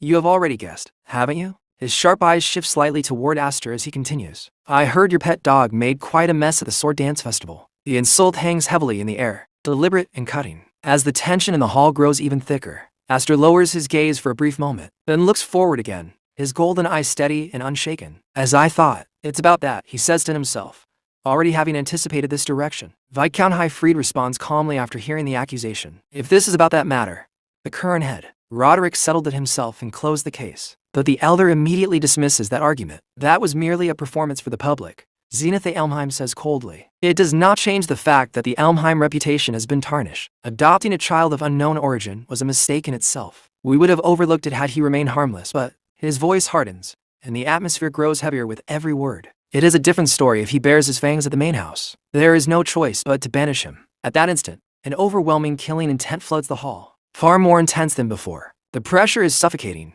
bearing down mercilessly. Of course, the sixth head continues, his eyes fixed forward. You will not escape suitable punishment either, Lord Highfried. The threat is unmistakable, and the room falls into a tense, breathless silence. After hearing everything, Aster speaks up firmly. Wait, I did everything myself. Father has nothing to do with it. At that moment, Viscount Highfried says nothing. He does not stop his son, nor does he support him aloud. Seeing his father remain silent, Aster gradually steadies himself and falls quiet as well. Zenith A. Elmheim watches the exchange with sharp, unreadable eyes before speaking again. As I thought, he lacks discipline. For a child to try and interrupt while adults are speaking. With that, the sixth head slowly rises from his seat. The movement alone shifts the atmosphere in the hall, making it feel even heavier. We lead 12,000 knights under our banner, he declares in a deep, commanding voice. We bear the signboard named Elmheim.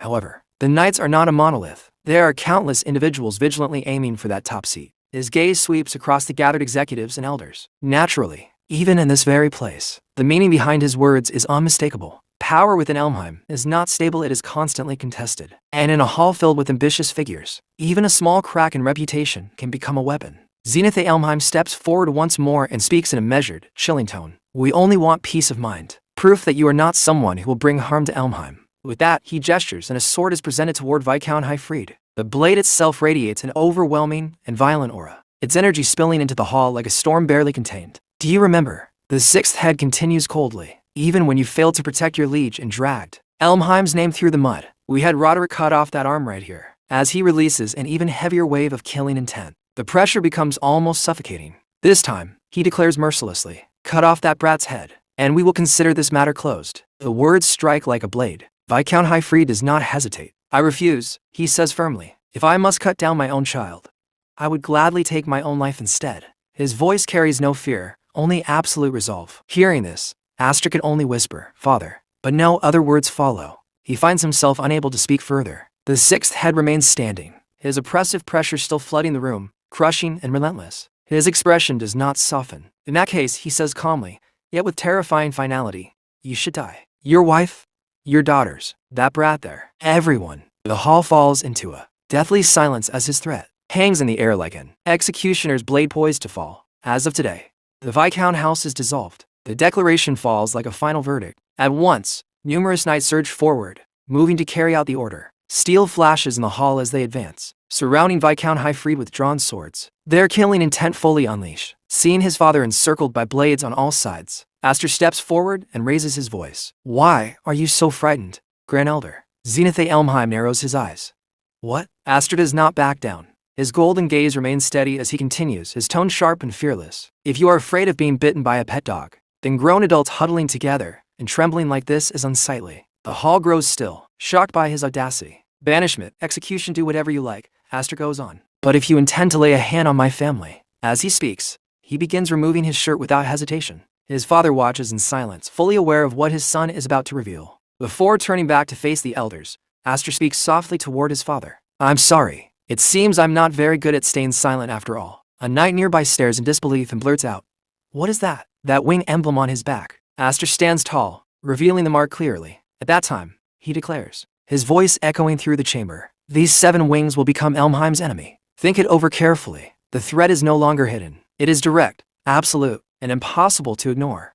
Seeing this, one person says, "Impossible. Could that be the 7 wings emblem?" Another elder says, "That's fake. For hundreds of years, that thing appearing on a human body has." The fat elder says, "However, that crest is unmistakably." Seeing all of this unfold, Zenith A. Elmheim steps forward, his voice sharp and heavy with meaning. "Do you understand the meaning of what you are showing us right now? Do you truly understand?" His words hang in the air, tense and pressing. Hearing this, ASTOR responds almost casually, though there's a strange confidence behind his tone. "Isn't it obvious? The more wings there are, the more shocked people become." At that moment, the scene shifts to a blue-haired figure watching everything closely. Instead of panic, a quiet laugh escapes him. "No, no, excuse me. Please, continue."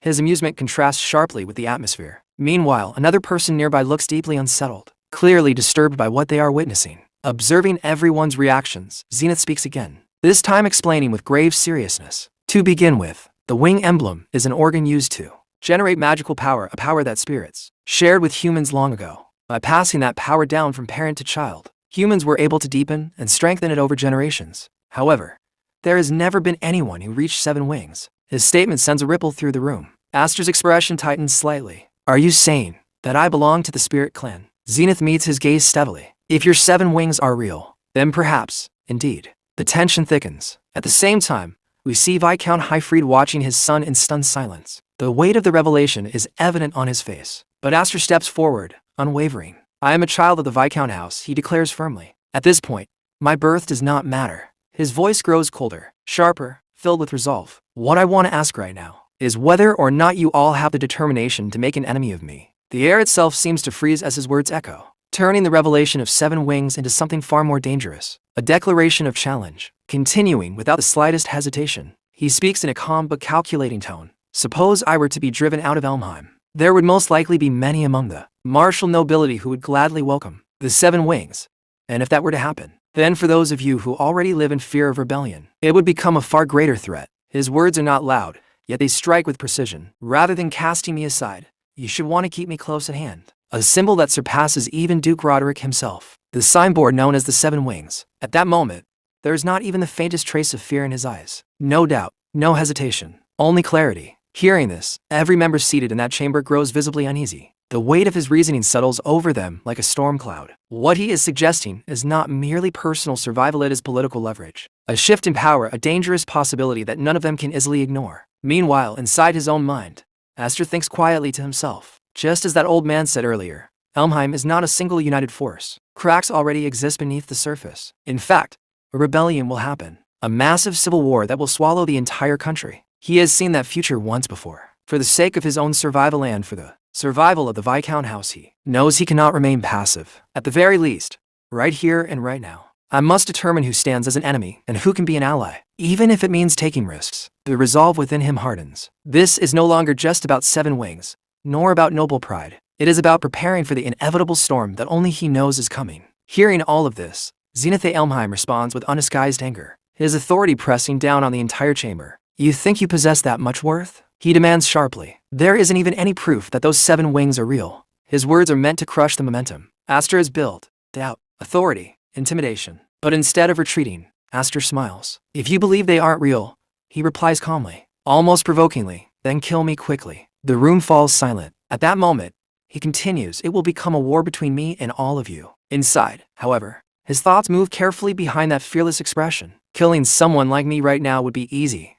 But if Elmheim truly becomes serious about this, what will they choose to do? Will they take the bait? He is gambling, not recklessly, but deliberately. He knows they cannot act carelessly, not when uncertainty surrounds the 7 wings. As tension tightens like a drawn bowstring, the blue-haired man suddenly rises to his feet, clapping his hands lightly as if amused by the entire exchange. The conversation seems to be going in circles. Grand Elder. Then, turning slightly toward the others, he proposes smoothly for now. "How about we impose a trial on him?" At this, the heavy-set elder stiffens in protest. "Count Maze."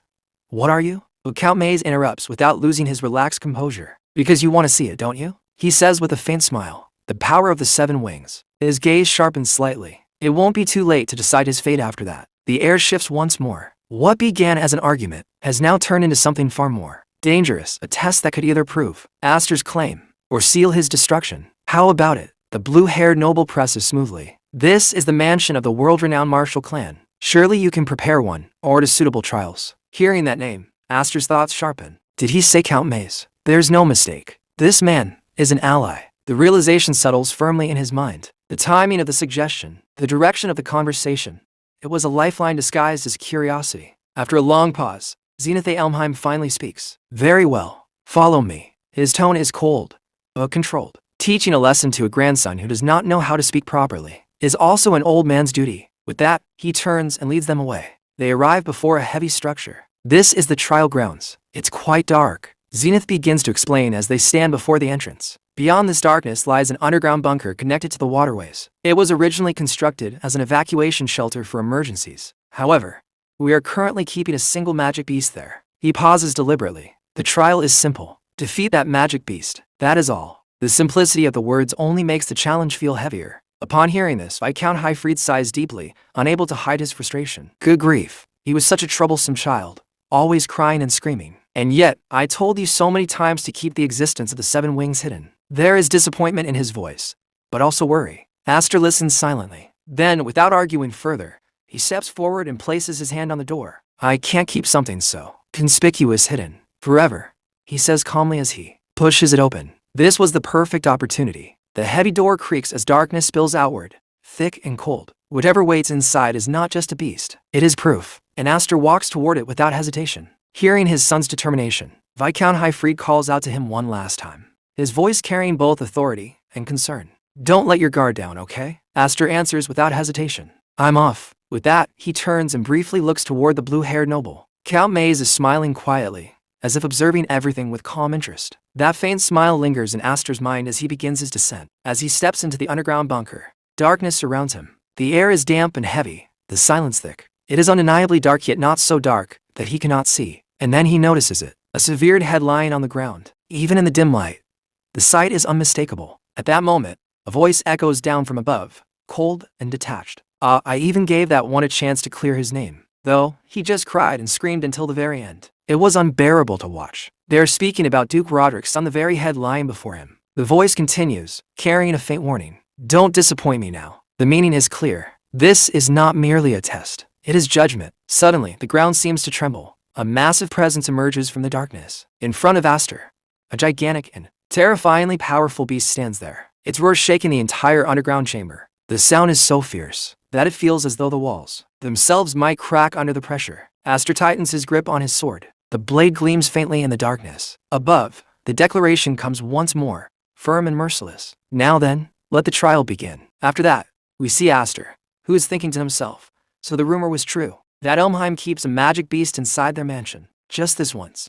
I actually feel bad for you, Darius, being born into this house full of monsters. At the same time, we are also shown his hand lying low to the ground. In that very moment, the magic beast unleashes an incredibly powerful roar that shakes the surroundings. Hearing it, Aster calmly prepares himself and says, but still. The instant those words leave his mouth, Aster suddenly bursts forward with astonishing speed. In a single flash, he dashes past the magic beast, moving so fast that it's almost impossible to follow with the eyes. The moment he crosses it, the magic beast body is instantly sliced apart, breaking into multiple pieces. Watching this unbelievable sight from above, everyone present is left completely stunned. After landing, Aster quietly hides his true thoughts and casually says, to me, Sister Kudo is way scarier than this. However, just then something shocking happens behind him. The broken pieces of the magic beast body suddenly begin to move, slowly pulling themselves back together. Piece by piece, the creature starts regenerating right before his eyes. The moment Aster notices this, his expression immediately fills with disbelief. Completely shocked, he mutters, what is this? No way.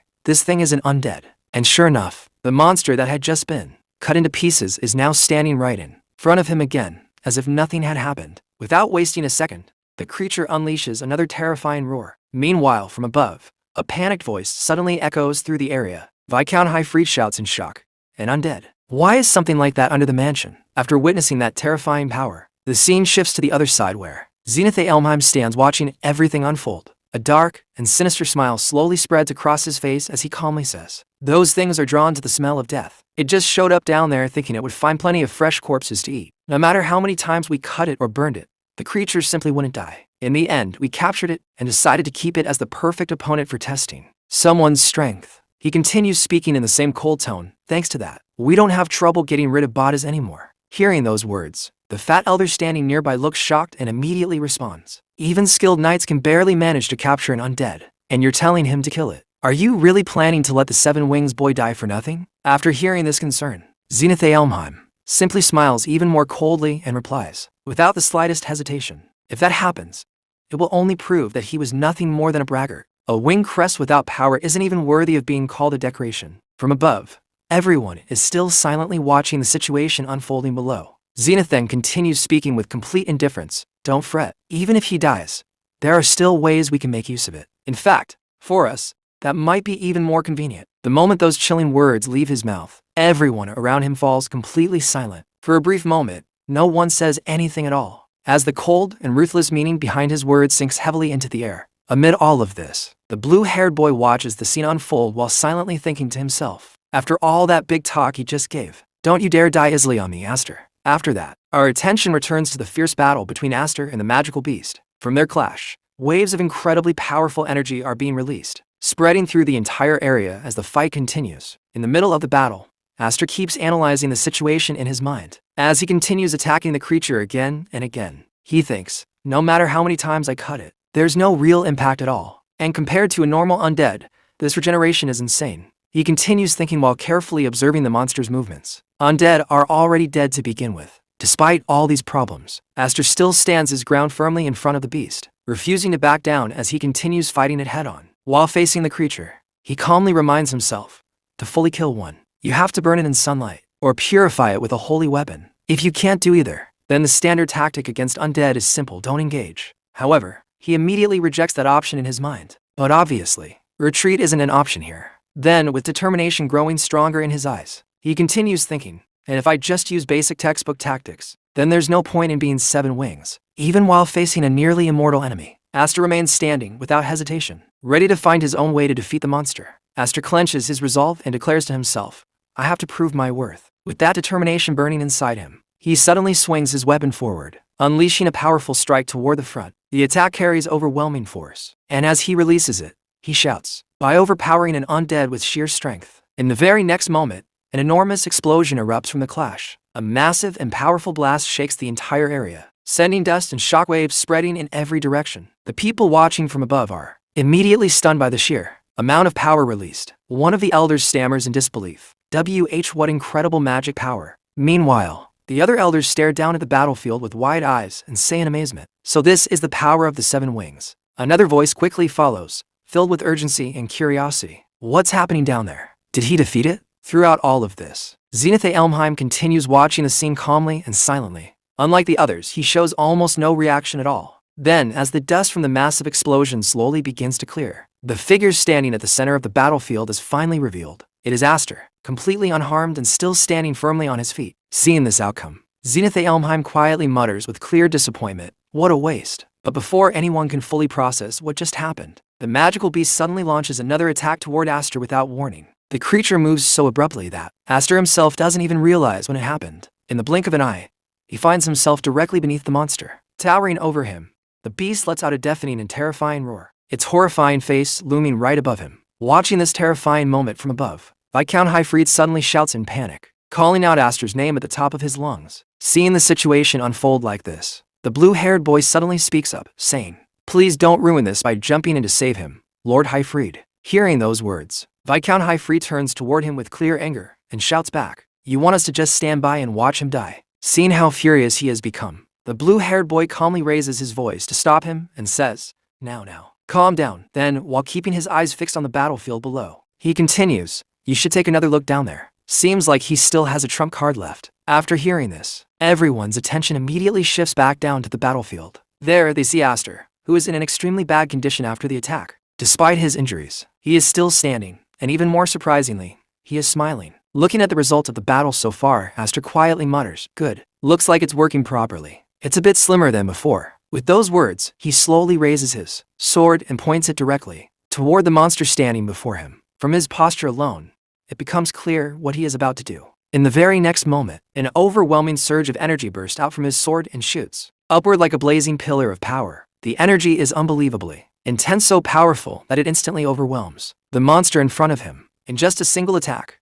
The terrifying creature is completely destroyed. As the power erupts forward, Aster shouts loudly with fierce determination, "This will continue until you die." After that, as everyone witnesses the demonstration of this destructive power, Viscount Highfried is left completely stunned, watching the overwhelming attack unfold before his eyes. He begins thinking to himself, "That's the move I showed him once." Memories start flashing through his mind as he recalls the technique he had once demonstrated. But as he continues watching the terrifying energy being unleashed below, he slowly realizes something isn't quite the same. After observing it more carefully, he corrects himself in disbelief. No, it's something different, something else entirely. Meanwhile, the energy released from Aster's attack is still raging violently across the battlefield. The power is so intense and terrifying that even the elders standing above can clearly feel its pressure. The entire area begins trembling under the force of the attack. One of the elders suddenly shouts in alarm, "Hey, this place is going to collapse too." Another elder quickly calls out to the others in urgency, "Elder lords, this way." Panic begins spreading among them as the destructive power threatens to bring everything down. But in the middle of all that chaos, one person remains completely calm, Zenith Elmheim, standing there quietly while observing everything. He finally speaks in his cold, composed voice and says, "So this is the power of the 7 wings." Seeing everything that had just happened, the yellow-haired man looked completely stunned. His eyes widened as he tried to understand the situation unfolding before him. With a shaken voice, he exclaimed, "What the hell happened?" It was clear from his expression that he was deeply alarmed. Still struggling to process what he had just witnessed, he quickly added, "And what happened to the magic beast?" Standing nearby and observing the entire scene was Zenith Elmheim. He had watched everything carefully, without missing a single detail. Looking at the aftermath of the battle, he calmly spoke as he analyzed what had occurred. Dragged the undead inside a whirl of magical power and torn it to pieces. His words carried a tone of quiet astonishment. After saying this, Zenith fell into thought for a brief moment. In his mind, he began evaluating what he had just seen. It wasn't even a technique, he thought to himself. Just simple brute force based purely on the quality and quantity of magical power, as would be expected of someone who possesses the 7 wings. Then, turning his gaze toward Viscount Highfried, Zenith asked in a calm but curious tone, "Was that something you planned to?" Hearing this question, Viscount Highfried shook his head slightly and replied honestly, "No, sir. Even I'm surprised by how much my son has grown." There was both pride and genuine surprise in his voice, as though even he had not expected such overwhelming power. Just then, from behind them, the blue-haired man spoke up. Looking toward Zenith, he asked respectfully, "Then, Honorable Elder, have you accepted the test?" After hearing the question, Zenith Elmheim looked around at the others present. Seeing no sign of disagreement on anyone's face, he answered calmly, "I don't think anyone here will have any objections." Upon hearing this decision, the blue-haired man immediately looked upward and shouted loudly toward the figure above, "Did you hear that, Aster? You passed? It would be good if you came up soon." From above, Aster's voice soon responded. However, there was a small problem. With a slightly awkward tone, he explained, "It seems the chain I came down with a moment ago was also destroyed in the attacks. Could you lower a rope?" After all of that, the scene slowly shifts to a quiet room. Inside, we see Zenith Elmheim sitting calmly, his expression composed as if he had already made up his mind about something important. Looking toward Aster, he speaks in a steady voice, "That's okay, isn't it? If you let this opportunity pass, there won't be a second one." His words carried a sense of finality, as though this moment was a turning point that would not come again. Hearing this, Aster answered without hesitation. His voice was calm but firm. "Yes, I have no interest in disputing the succession of the main family. If someone like me were loitering around the mansion, my cousins wouldn't rest easy either. After all, my place is at the Highfrieds." His response sounded straightforward and humble, as if he had already accepted his role and position in the world. But the moment Zenith Elmheim heard the words of this young boy, he suddenly began to laugh softly. The laugh was not mocking, but rather filled with amusement, as if he could see through something hidden beneath Aster's calm words. Smiling slightly, he said, "And you think that sounds humble? Do you think you can hide the ambition reflected in your eyes?" His gaze sharpened as he continued, studying Aster carefully. Do you plan to point your sword at Elmheim in the future? Is your goal Roderick's head?" Hearing such a direct question, Aster looked momentarily confused. The accusation had come so suddenly that he didn't immediately know how to respond. Seeing this reaction, Zenith laughed again, waving the tension away with a casual tone. "Don't get so defensive. I don't need to speak into your thoughts for now, Aster." After listening to all of this, Aster finally spoke again, unable to hide his curiosity any longer. Looking straight at Zenith, he asked, "Why? Aren't the rebels your enemies?" Hearing the boy's question, Zenith Elmheim looked at him with a far more serious expression than before. The faint amusement that had been in his voice disappeared, replaced by a calm but heavy tone as he replied, "I already told you we're not a united bloc either. That Roderick has too strong a character, If your existence serves as a restraining force for him, then that's fine too. His gaze then sharpened slightly, and the atmosphere in the room grew tense. But if you ever show me your fangs, you know what will happen, right? The warning was clear. It wasn't a threat spoken loudly, yet the weight behind those words made their meaning unmistakable. Hearing this, Aster remained silent for a moment. Outwardly, he kept a calm expression, but inside his mind a very different thought crossed his head. You damn old monster of Elmheim, he thought bitterly. Just then, the door of the room opened and Viscount Highfried stepped inside. Looking toward Aster, he asked in a straightforward tone, Aster, are you finished talking? What did he say to you? Aster turned toward him and answered calmly. He said he wanted to take me into the main family, but I refused. The moment Viscount Highfried heard this, his eyes widened in disbelief. What?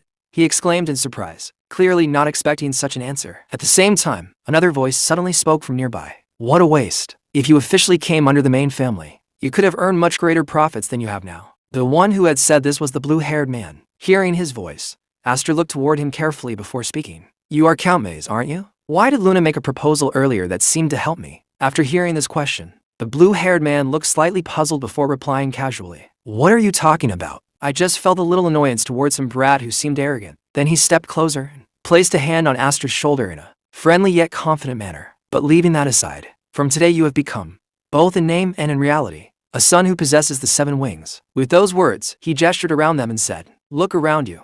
As Aster looked around the area, he began to notice the expressions of the other people present. Though many of them remained silent, their thoughts were clearly reflected in their eyes. Some of them were staring at him with fascination and desire, while others watched with calculation. In their minds, many of them were thinking the same thing. So that's what the 7 wings are. A few among them couldn't help but feel greedy at the sight. I want it.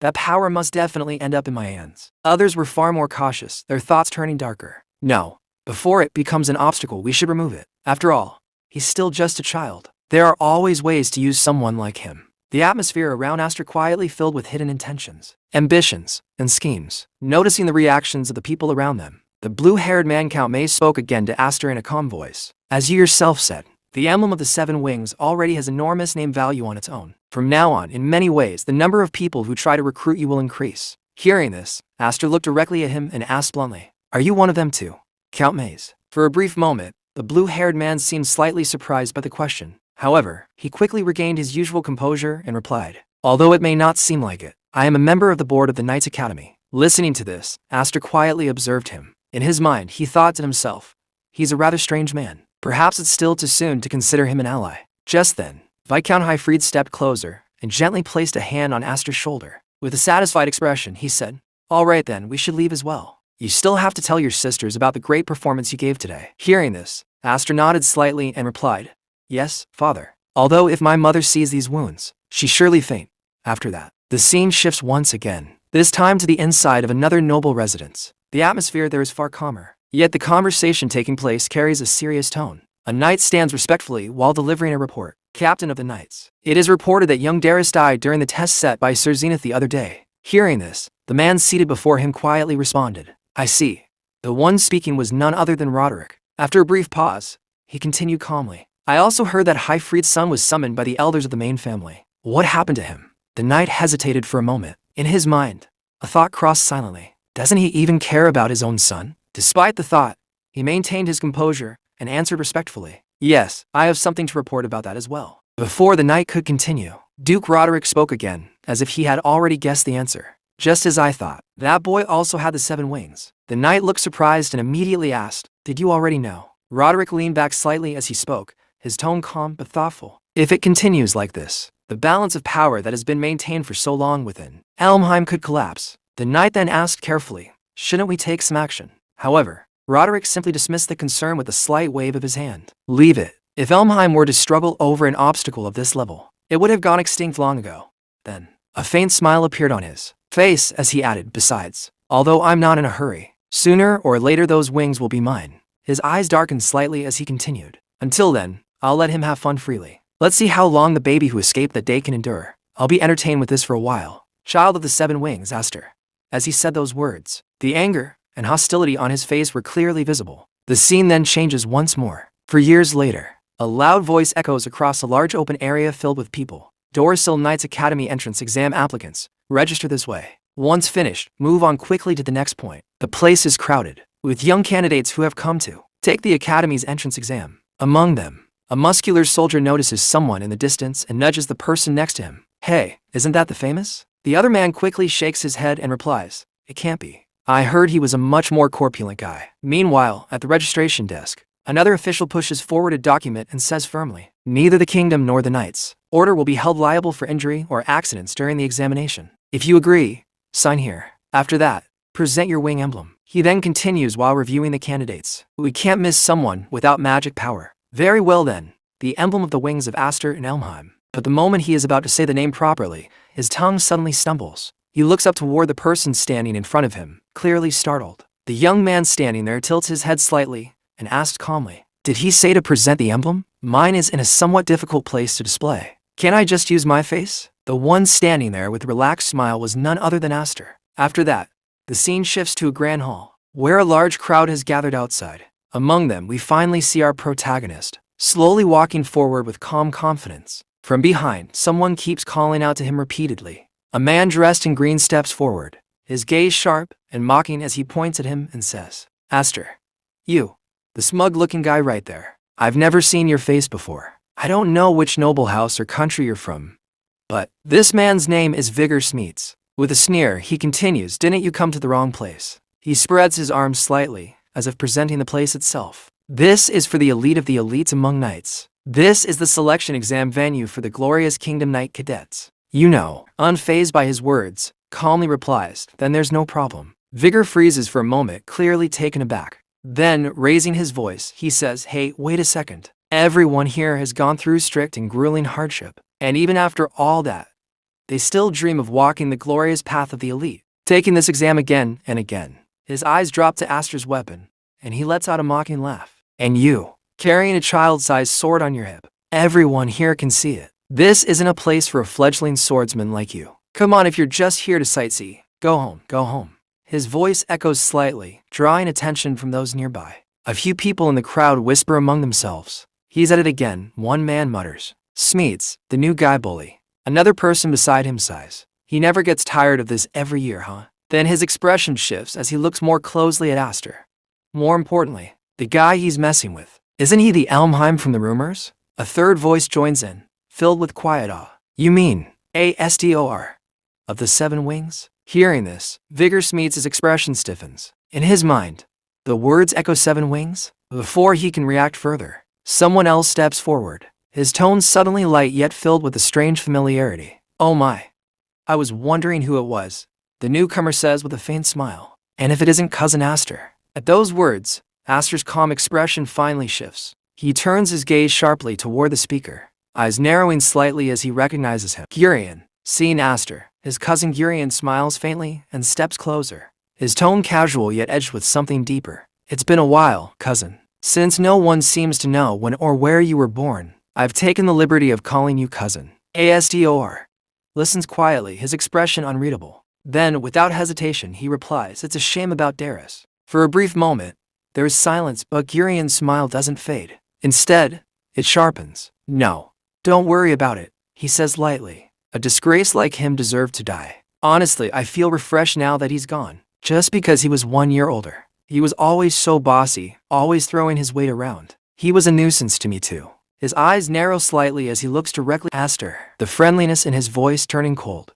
I don't know if you're Seven Wings or whatever, but you'd better not underestimate the people of the main house. With that, Gurion turns his back, beginning to walk away. As he leaves, he glances over his shoulder, giving Aster a chilling, almost sinister look. Because here, there's no one left to protect you. The tension lingers in the air even after he's gone. Nearby, one of the onlookers exhales in disbelief. 2 people from Elmheim? The examinees this term have rotten luck. Another man beside him mutters. The main house and the branch house are still at each other's throats, right? A third quickly adds, clearly uneasy, I don't want to get dragged into this. Meanwhile, Vigor Smeets, who had been so loud and arrogant just moments ago, now looks completely shaken. His confidence crumbles as realization dawns on him. Wait, are you? No, perhaps. Or rather, without a doubt. Are you the Elmheim? Aster gives a small, calm smile as if none of this matters to him. Just Aster is fine, senior. With that, the scene shifts to the first exam venue.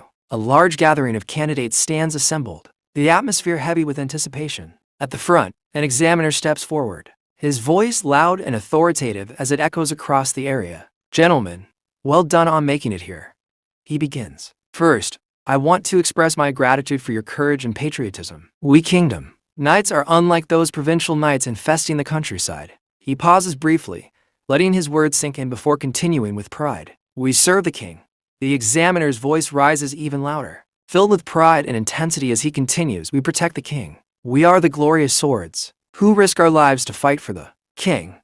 We have no need for dull and blunt swords. Treat today's exam as a battlefield day and show us your true worth to the fullest." As those powerful words echo across the venue, Aster watches silently. Then, in his mind, he mutters, "What he's saying is ridiculous," but his gaze steadies, and a quiet determination takes hold within him. "I've finally made it back here. The path to becoming a Kingdom Knight. A right I wasn't even granted back when I was wingless." For a moment, memories seemed to pass through his mind of a time when he stood outside this very path, unable to step forward. But now, things are different. Beyond this lies a world of the strong, a world I could never reach before. His eyes sharpen as a single figure comes to mind, and the man still ruling at its apex is him. Kingdom Knight General Commander Roderick A. Elmheim. A faint, confident resolve forms within him. "Wait right there, Roderick. I'll catch up to you in no time." His thoughts turn firm, focused. "To do that first, I have to pass the selection exam." Just then, the examiner's voice cuts through the air once again, pulling everyone back to reality.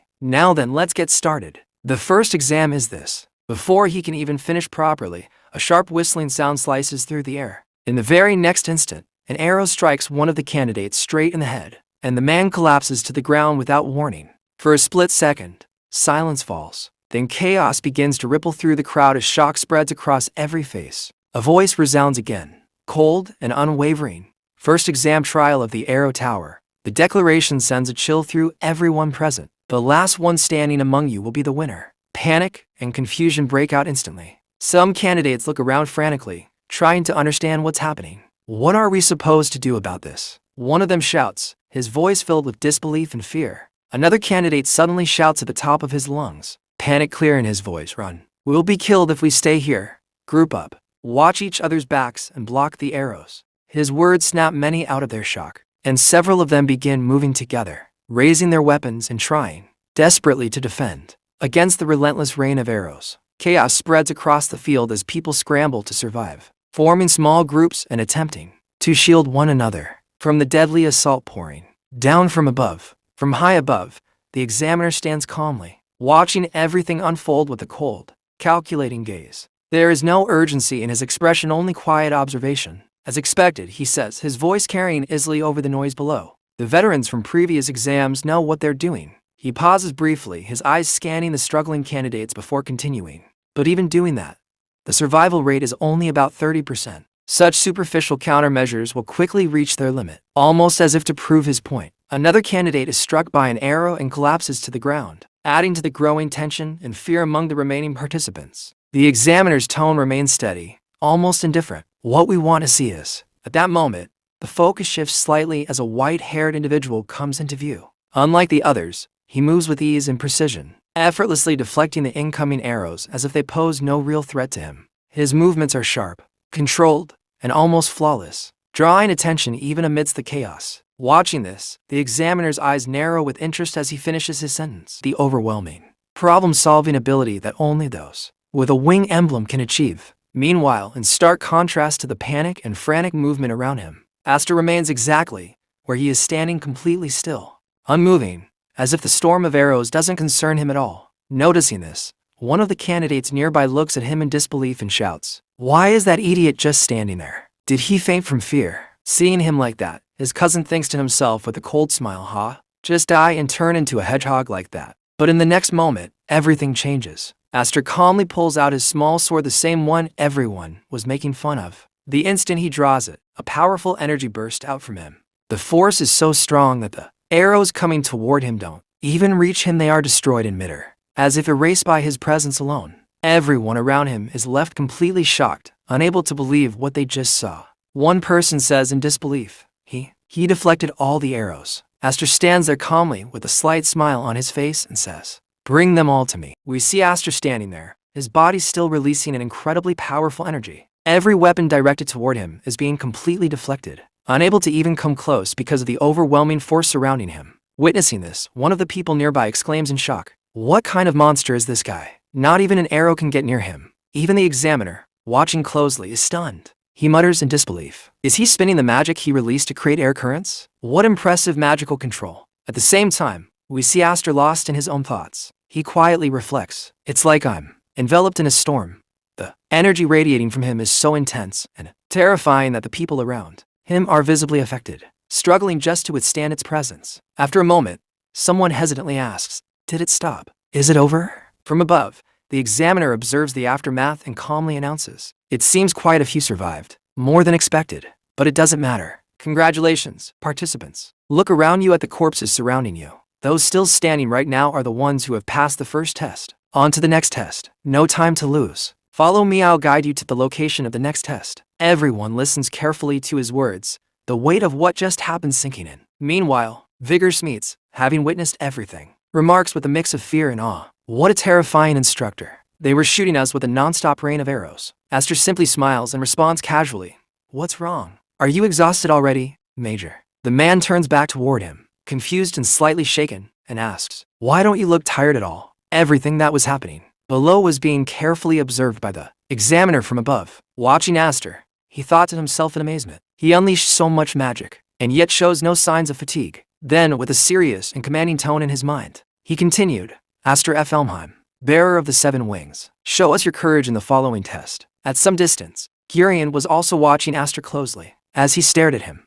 a memory surfaced in his mind, someone speaking to him in a firm and deliberate voice. "You understand well, don't you, Gurion? You must prevent him from becoming a knight of the realm at all cost, for the future of Elmheim." Recalling those words, Gurion's expression darkened, and anger began to rise within him. Soon after, the scene shifted outside. As everyone gathered for the next stage, an inspector stepped forward and announced, "In the next test, to ensure equality, everyone will use the same sword. Before the test, everyone must submit their own swords." Hearing this, one of the participants complained, "This is annoying." Aster, who had been listening quietly, turned slightly and asked, "Was it different before?" Vigor Smeets responded, explaining, "No, the swords we middle-class knights have aren't that different, but that sword of yours is probably just shocking." Other knights nearby also overheard this conversation. Aster glanced down at his own sword and simply said, "I see." At that moment, Gurion approached them and spoke with a smug tone. "As expected from my cousin, it seems he has already tamed his servants." Aster paid him no attention at all, completely ignoring his presence. Meanwhile, Vigor Smeets, clearly irritated, fired back, "What do you mean servant? Who are you calling a servant? You are the heir to Baron Smite's house, aren't you?" Gurion looked at him with disdain and continued to insult him even further. "A low-ranking noble from some unknown village. If you choose the wrong person to wag your tail at, you might end up regretting it." Despite everything, Vigor Smeets immediately switched his tone and began flattering him, saying, "Wait a moment, young Master Gurion. I have absolutely nothing to do with this shot, Aster." Aster was standing just behind them, watching everything unfold. Yet he chose to remain silent, not saying a single word. Shortly after, Gurion turned away and left the area along with his team. Vigor Smeets quickly followed after him. On the other side, the examiner raised his voice and began addressing everyone loudly. "Gentlemen, now I will explain the second trial." His commanding presence drew everyone's attention as he continued. "The second trial will be a mock battle of attack and defense. You will be divided into 3 teams and will compete for bases within this forest. A base will be considered captured when you raise your team's flag on the flagpole at that base." He paused briefly before continuing. "The team that captures 2 or more bases before the sunset bell rings will be declared the winner. It is strictly forbidden to destroy or steal the flags or render them unusable. Apart from that, there are no further restrictions." Then, in a colder tone, he added, "The swords that have been given to you, you may consider them as a permit to kill the enemy if necessary." After explaining all the rules, he stepped forward and said, "Now, I will announce the teammates with whom you will face this test." He then began distributing the participants into 3 groups. The first leader was Gurion. The second was the white-haired participant we had seen during the first test, someone who had performed exceptionally well, and the third was Aster. Each of them stood at the head of their respective teams, ready for the upcoming battle. As everything was set, Aster stood within his designated area and calmly analyzed the situation, saying, "The start signal will be when the smoke signal is raised. There are 3 flags, 1 for each faction. To win, a team must capture 2 or more bases, including their own."